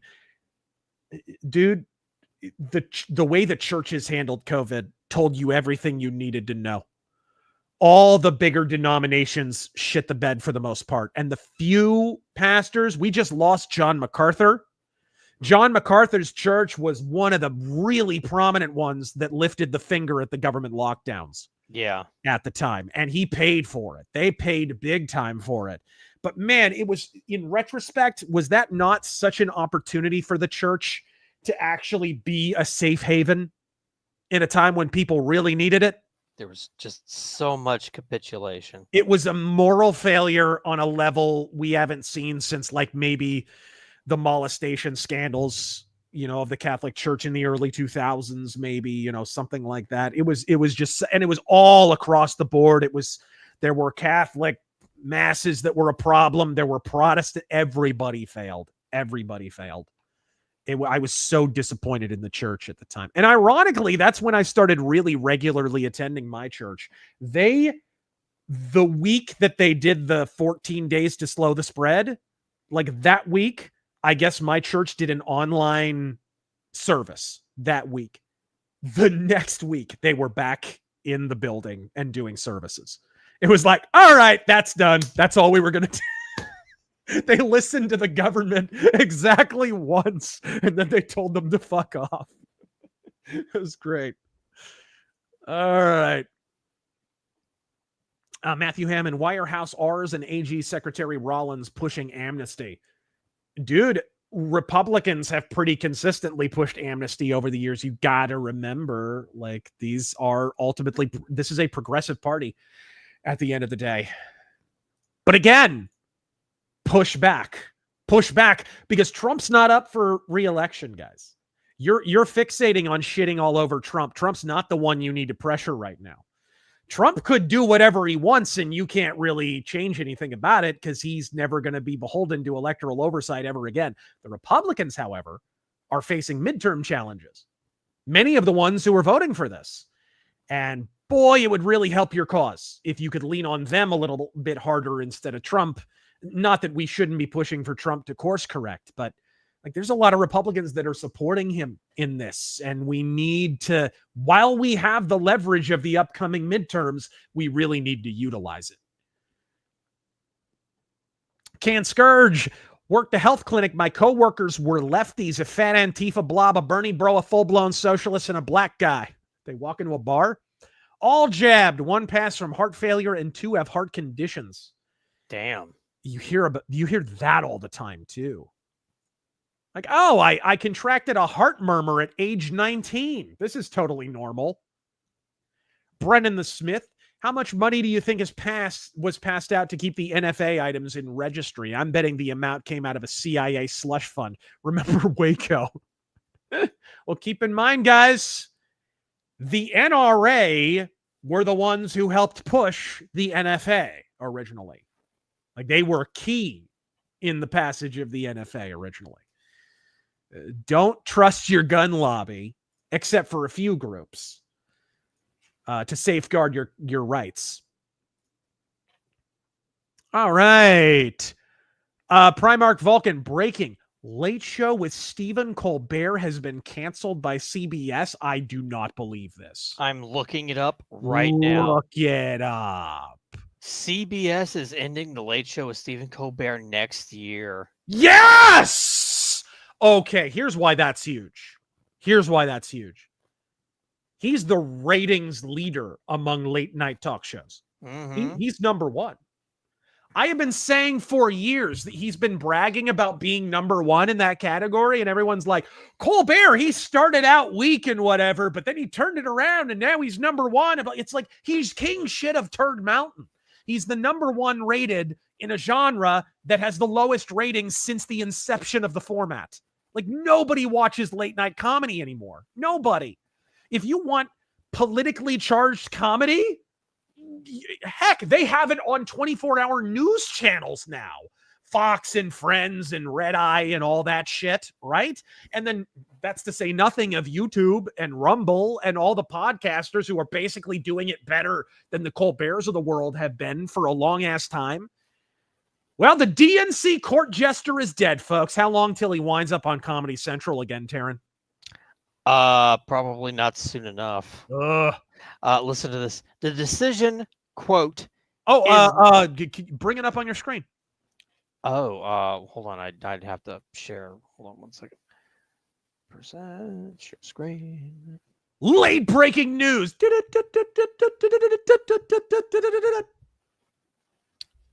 You got it?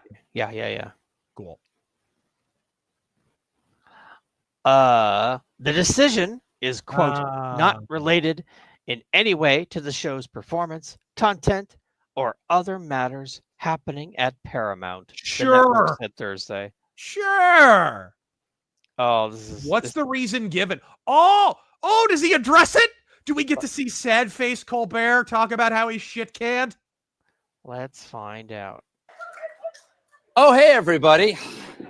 We got a great show for you tonight. Senator Adam Schiff was my guest. We harmonized on 7 Bridges Road. What a voice. The absolute state of Stephen Colbert. My guest is Adam Schiff. Then a little later, we'll be joined by Hillary Clinton. Can you tell I'm a biased fuck? Oh, wow. Anyway, sorry, continue. Voice. I cried. But Before we start the show, I want to let you know something that I found out just last night. Next year will be our last season. The network will be ending The Late Show in May. And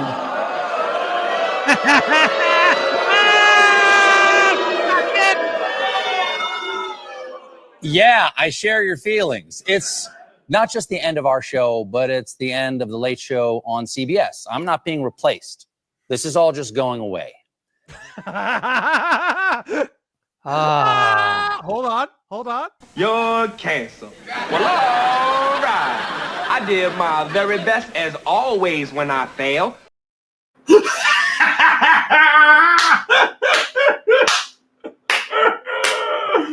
Oh, suck it. The end of an error. The end of an error. This is the number one. Your mic kind of fucked up there. I don't know what happened. Oh, you can't hear me? No, I can hear you, but you're all tinny. I think you're on the wrong microphone. Okay. Can you hear me? Now, yeah, there you go. Now you're sorry about that. Go ahead. What were you saying? Yeah, sorry about that. This is the number one rated late night show, guys. This is the ratings leader in the late night format. Any shit can't. Just in case you need a quick temperature check on how fucking dead the mainstream media is. But we should push through the rest of these supers. All right, here we go. That is wild. Thank you for that update. Big Blob Productions, do you think Trump denying the e-files existence is a reverse psychology move to get everyone's attention? I've heard contradictory things, like my understanding is he's saying the whole thing is like, it's not the list itself is fake, but it's, or not the list doesn't exist, but that the list is fake, if that makes sense. Like that it's contrived by the previous administration. That was my understanding. But again, this is what I'm talking about with his shitty PR. You could make an argument that he's said both of those things because he's contradicting himself.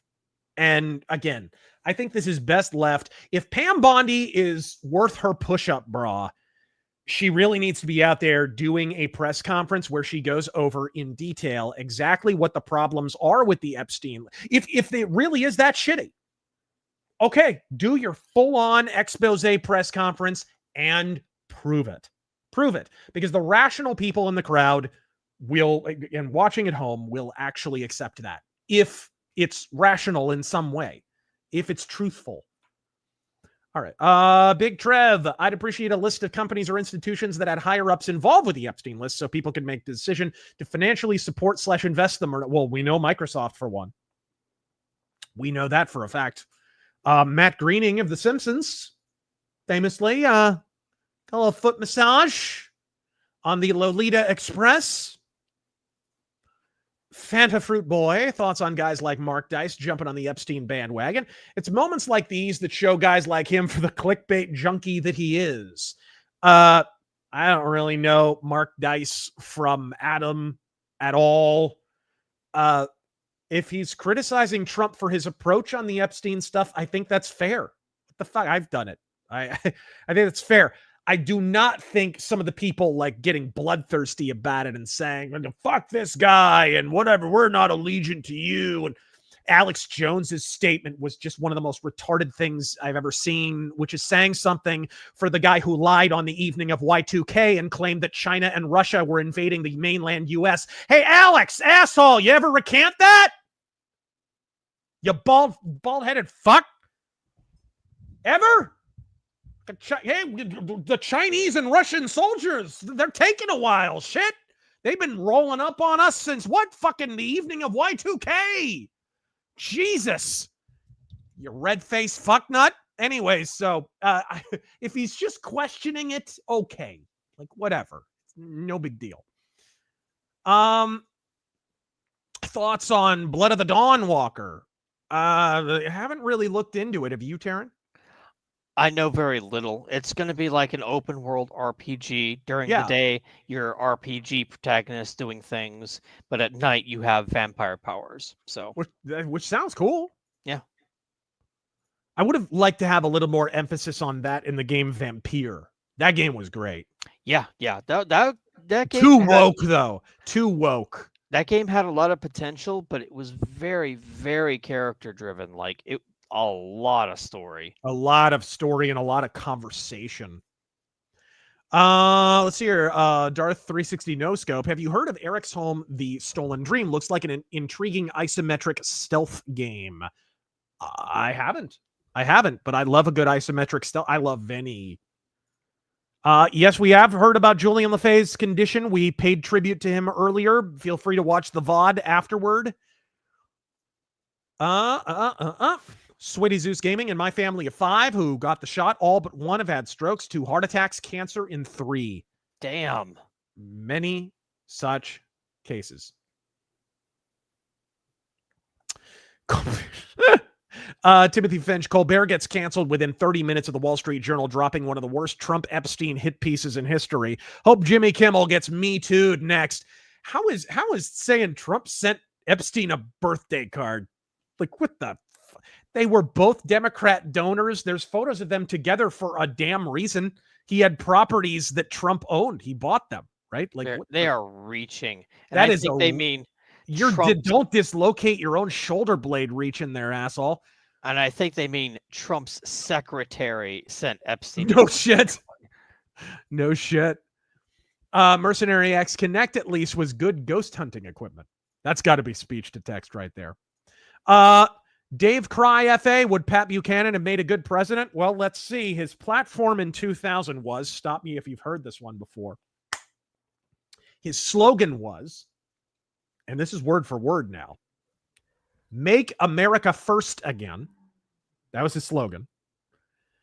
And his platform was build a wall at the border and deport all the illegal aliens. Again, stop. Heard me. Withdraw from NAFTA. Withdraw from the WTO. No more foreign adventurers. Again, stop me if you've heard this one before. Trump basically cribbed his entire platform from the year 2000. Yes! Pat Buchanan would have made an amazing president. But like Trump, when he ran in 2015, 2016, Pat Buchanan, dude, do you remember the 2000 election? Pat Buchanan, you would have thought like full-on neo-Nazi, the way the media covered him at the time. Oh, yeah. Like he was not considered a serious candidate in the 2000 election at all. It was like he might as well have just had German subtitles, according to the media. That was how he was treated. And of course, Pat Buchanan, he's just a political guy. Trump could overcome that with his own mastery of messaging and PR. It's hilarious. We've been talking the whole episode about how shitty Trump's PR management has been right now. This is supposed to be his strong suit. This is one of the reasons we're so disappointed in him. Because it's like, you can do better than this because we've seen you do better than this. I was just going to say, imagine in the time of Pat Buchanan, if you had an expansion of the internet and social media, maybe he would have won. Yeah, that's another thing. Pat Buchanan didn't have alternative media really to get his message. Internet blogs were just starting. Like that was just the era where Drudge was becoming a thing and stuff. Like that's pretty much the only way. And Drudge wasn't shit compared to the size of big political YouTube channels now and podcasts and all that stuff. So, all right. UK just lowered the voting age to 16. My God. Dunzo.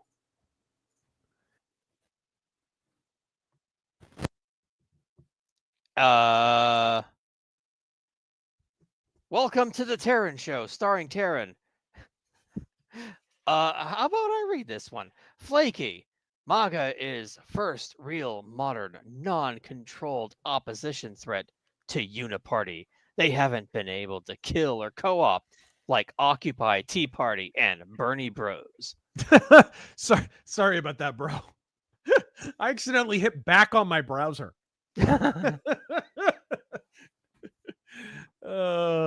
Thank you. Thank you very, very much.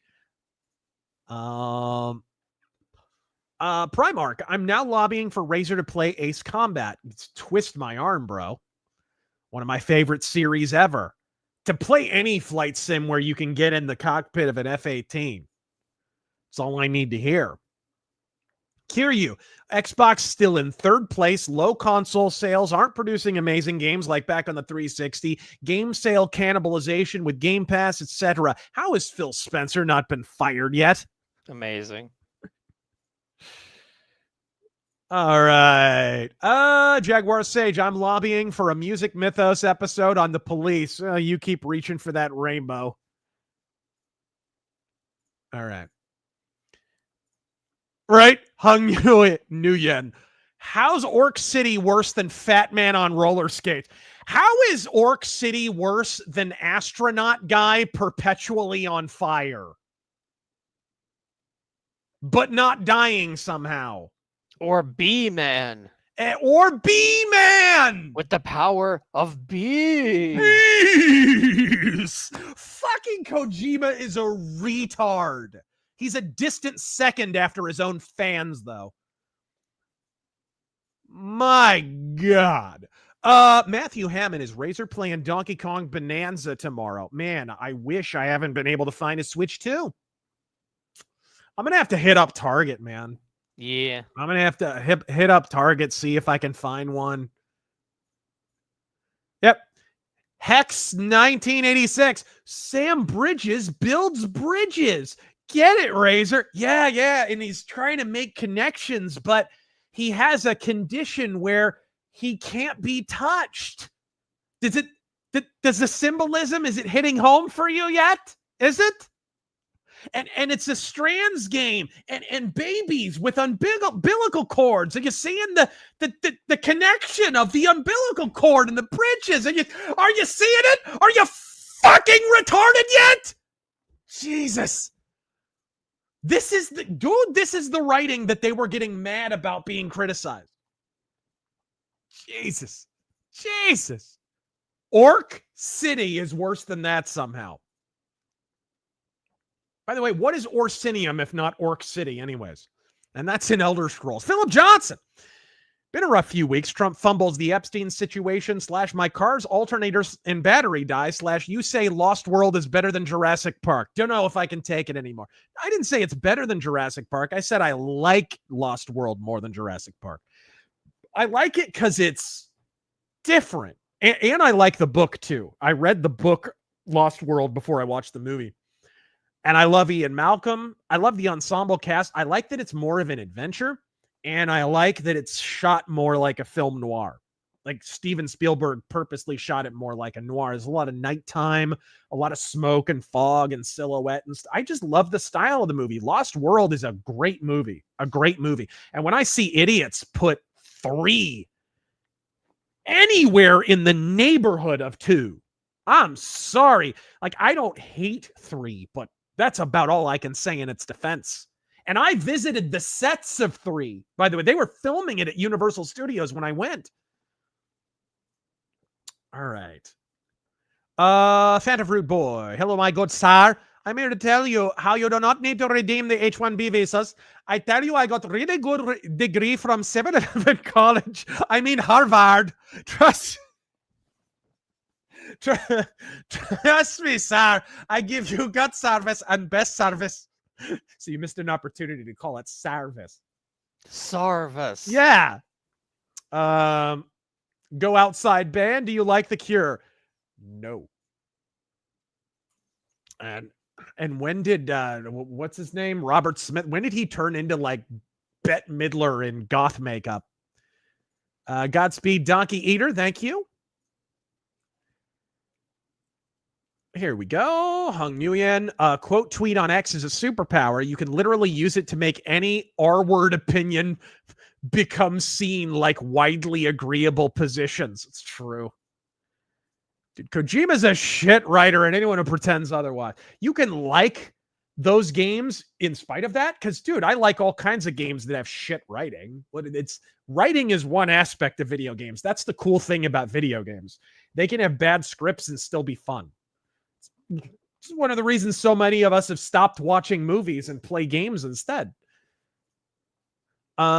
Philip Johnson. Also, I'm seeing Alice Cooper next month. Thanks for putting me onto him and so many other greats. Godspeed.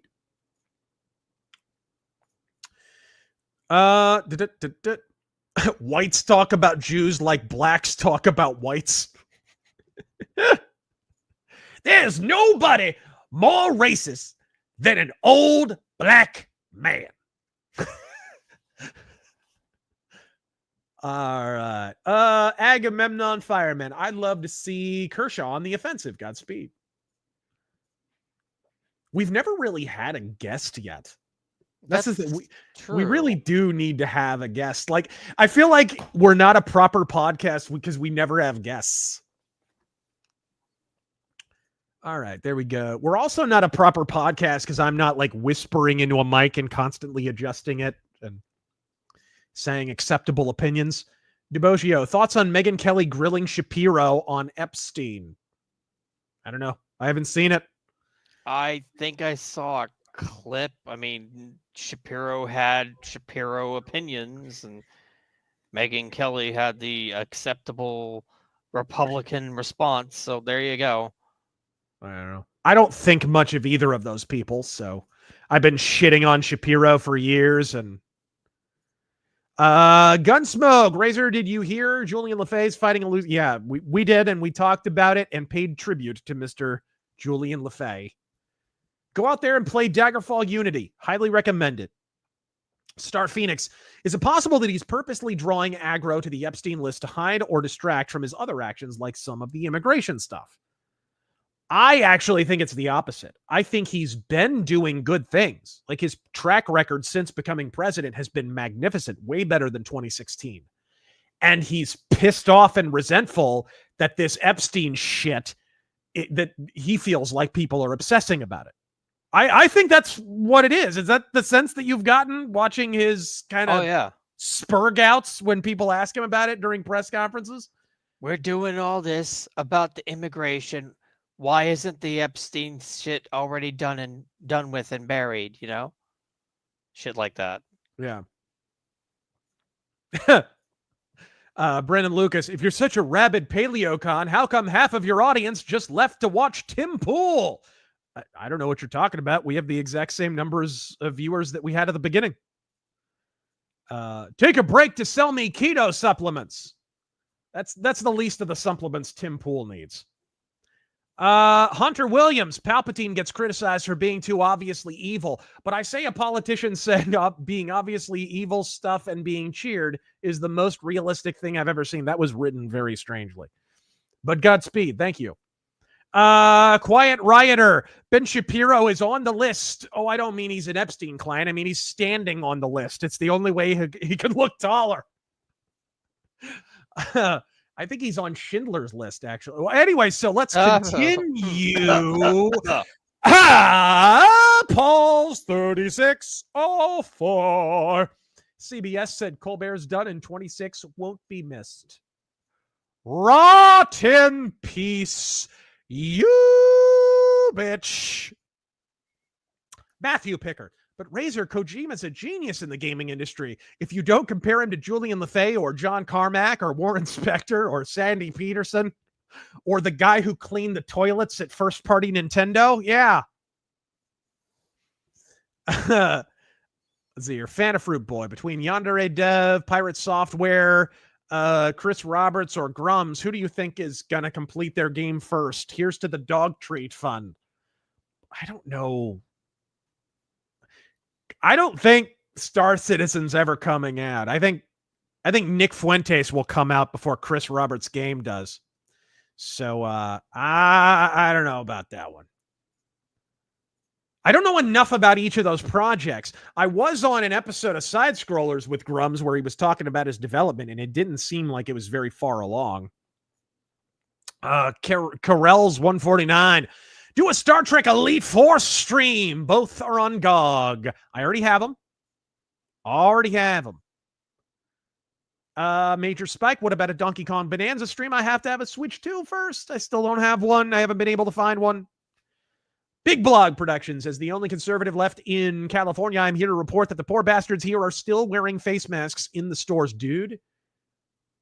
Where did I see someone in a face mask? I was just at the grocery store the other day. I walk into the dairy aisle, and there are two old ladies picking out ice cream. Why at that age you're still eating that sugary shit, I have no idea. I gave up freaking sugary ice cream a long time ago.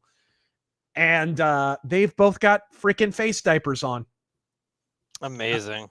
Like, what? What year is it, bitch? How long ago did you move here from California? Matthew Pickard or Richard... to be continued, or Richard Garriott, or Sid Meier, or Gabe Newell, or Godspeed. Fan of Free Boy, seeing the Stop Killing Games initiative, I feel is too little too late at this point, at a point in time where those such as you were beating the drum of physical media for years. What do you think will be the outcome of such digital slacktivism?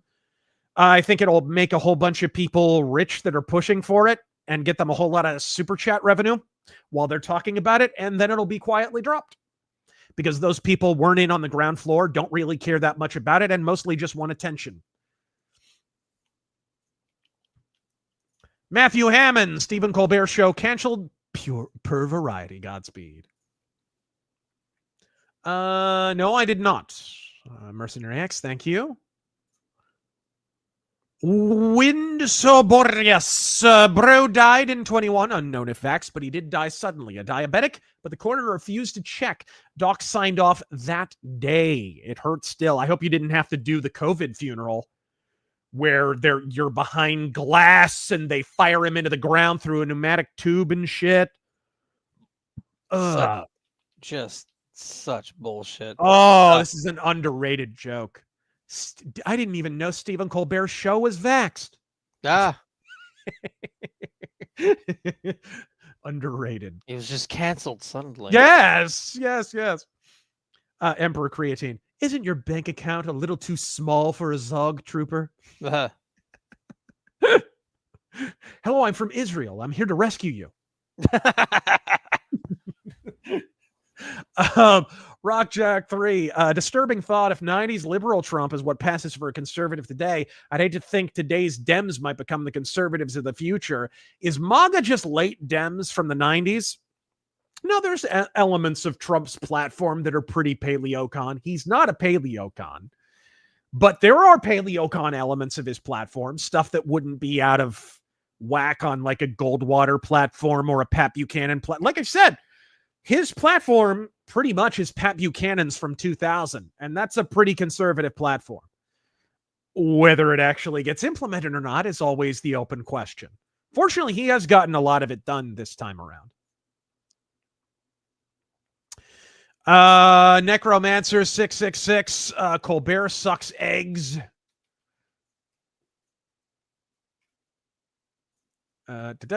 Major Spike 9017. Wow, that MP3 of an audience sounded devastating.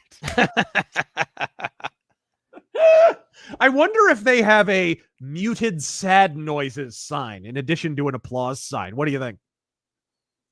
That sounds likely.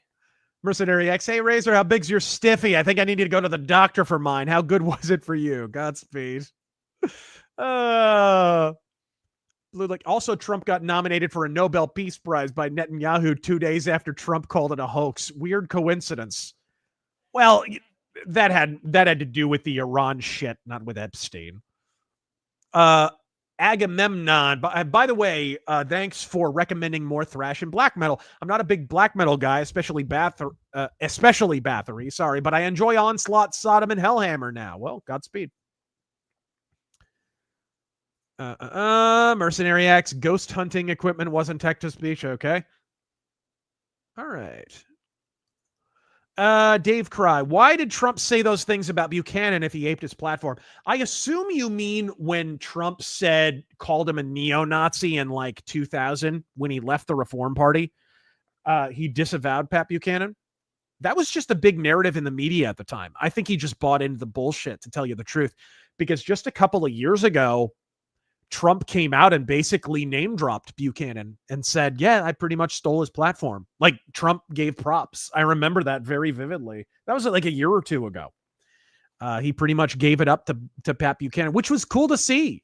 And most of the conservative media who love to pretend to be like paleocons and apply purity tests to people on the right and whatever, none of them talked about it. It was had very low coverage. Search 9K. The modern gaming industry in a nutshell. Record profits, get ready for mass layoffs. Record losses, more layoffs. Industry stagnation, cut. What clown world shit have we come to? Right? Captain Mercury, Stephen Colbert strikes me as someone who wishes he was on the Epstein list. Bill Maher gives me that vibe. Anybody remember those stories about all the shit Bill Maher got up to at the Playboy Mansion? Everybody forgot about that real quick. Fanafruit Boy, while I get the frustrations that many have with government-funded corporations abusing copyright, I fear that it causes people to push and erode its usefulness entirely and ironically give corpos more control. That's true. The problem isn't copyright. The problem is it's not really being enforced properly. And a lot of that has to do with the fact that we're trading so heavily with China. Because of that, we've eroded kind of our enforcement of copyright. And because our enforcement of copyright is shit, corporations have more license to do the draconian nonsense that they're doing on platforms like YouTube and social media.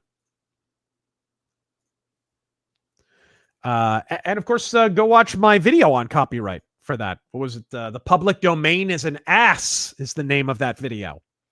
Reaper Grimm, on the one hand, UK lowering the voting age to 16 seems stupid. On the other hand, the UK teens are pissed at migrants, so I could see it maybe backfiring. Yeah, I'm not sure. I don't really have my finger on the pulse of, like, the UK Zoomers. Like, are they tilting as conservative as American Zoomers are starting to? That is a bit of an X factor. I'm not sure. Time will tell. Yeah. Mr. Z, don't forget Pat Michael Savage was huge in getting Trump to run/get elected. Yes, he was. One of the first people Trump granted an interview, one of the first people to give Trump the time of day was Michael Savage. And Michael Savage was the third biggest talk show host at that time. It was Rush, Hannity, and Savage. And Savage was not far behind Hannity. Jaguar Sage, oh, come on. It's not like Kojima had Snake fighting a gimp suit wearing psychic or a 100-year-old photosynthetic snake. Oh, wait. Emperor Creatine. Something for you to look up, Taryn. Indian guy in UK got caught for diddling. His name was Visajit. Oh, my God. I saw that story before we went live. All right. Let's see this. The Hell Knight. Thank you for that, 50. I have a feeling Diddy, Epstein, R. Kelly, and Ukraine are all connected. Look at the social circles they were in, direct or indirect. I wouldn't be surprised to find out that our own presidents were assisting in child trafficking. Godspeed, Razör. Diddy was one of those people who fancied himself like a mogul. He's part of that class of like Jay-Z and that whole group of like rappers who think they're hot shit, like moguls, because they released a shitty clothing brand in the late 90s. You know what I mean? Yeah. But that whole case, I think, was more down to Comey's daughter being a total fuck up than anything else. Big Mike, I played the first 3 Metal Gear Solid games recently. I don't get the hype. Feels like nostalgia blindness. The OG Splinter Cell is still my favorite stealth game. There is not a Splinter Cell game, including the shitty ones that are not better than the best Metal Gear Solid game, if you're looking for a mill stealth game, right? Metal Gear Solid has never been much of a military stealth game. Brandon Whitley official, you guys see Poso freaking out on Twitter about if Jesus had a brother. I don't think he's freaking out. No, I think not freaking out. No, I think he's just half trolling because he's Catholic. That's all it is. I like the debate. I think it's a long-standing debate, right?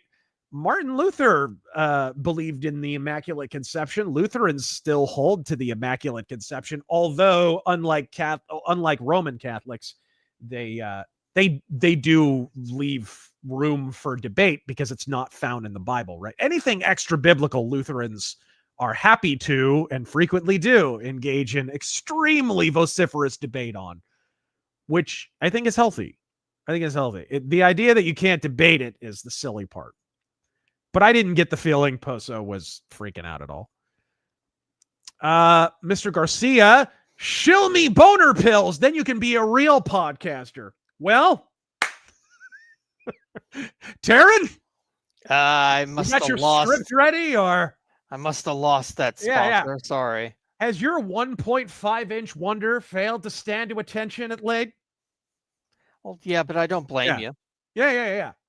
Are you disappointing your new Grock waifu? Bitchute 3422, currently in Massachusetts, I assume. Happy to report this state is still full of weirdos. Face diapers all over.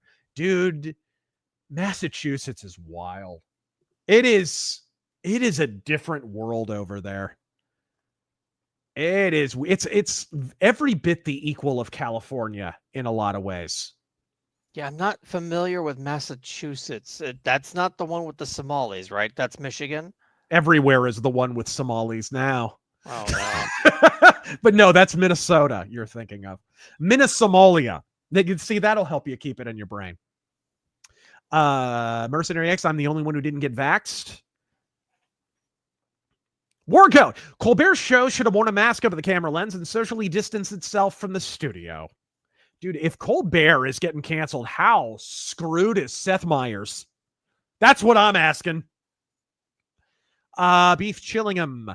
Epstein not only killed himself, but had no client list. In the same way, 2 planes brought down 3 buildings. What's the problem?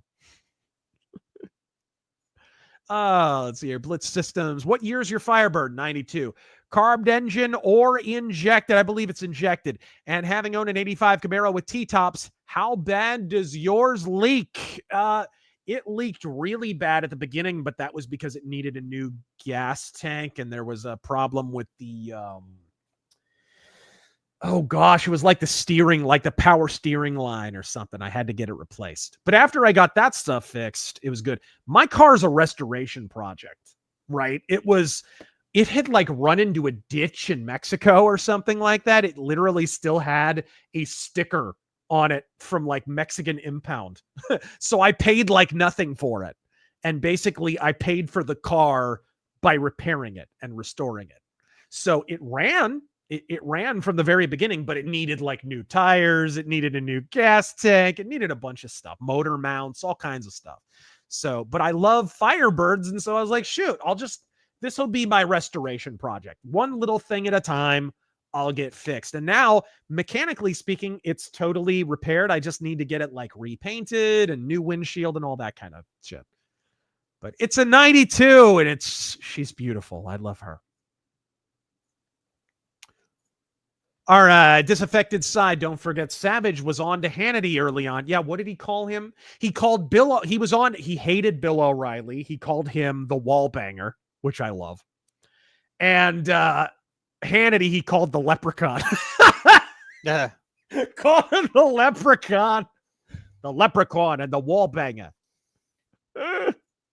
I also laugh because the Juicebergs, their entire vocabulary is stolen from Michael Savage. Like, there's not a thing in the America First vocabulary that wasn't coined by Michael Savage, and Michael Savage is a Russian Jew.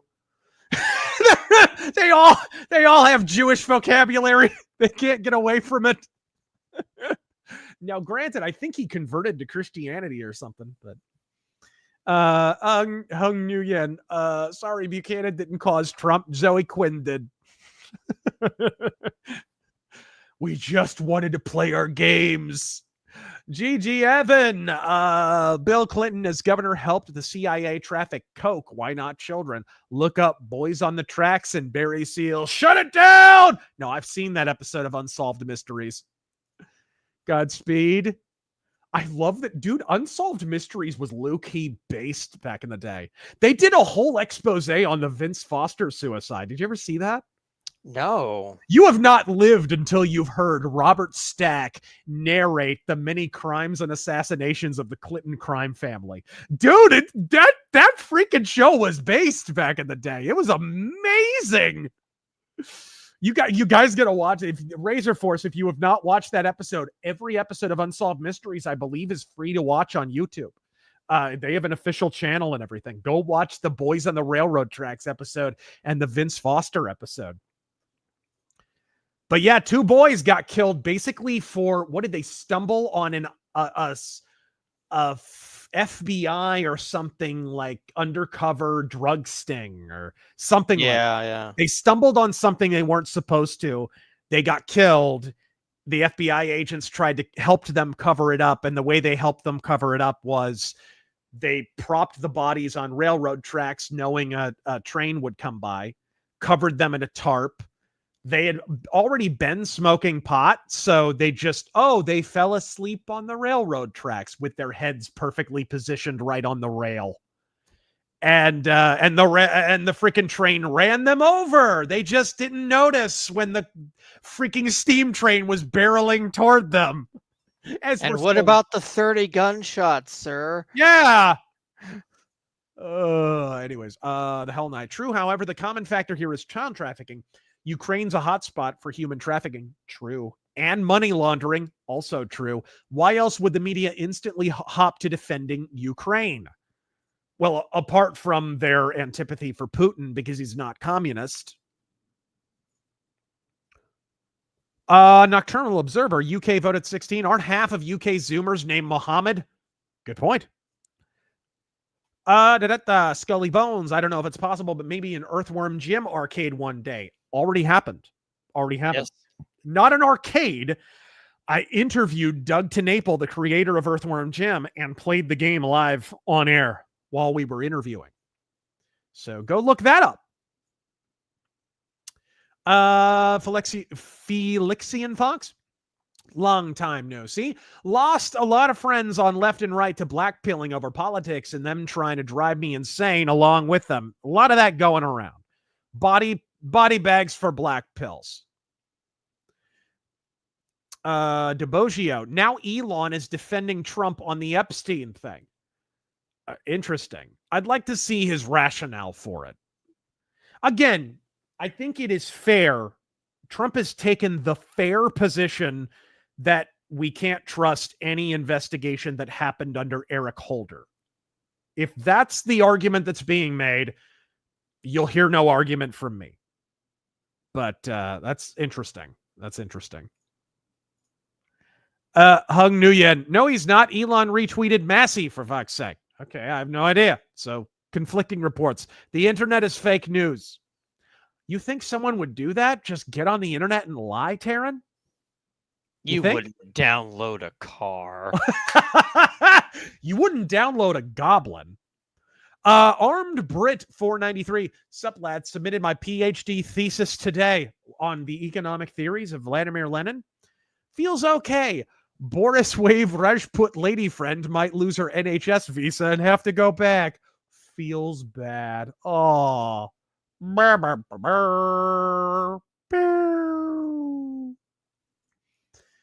All right.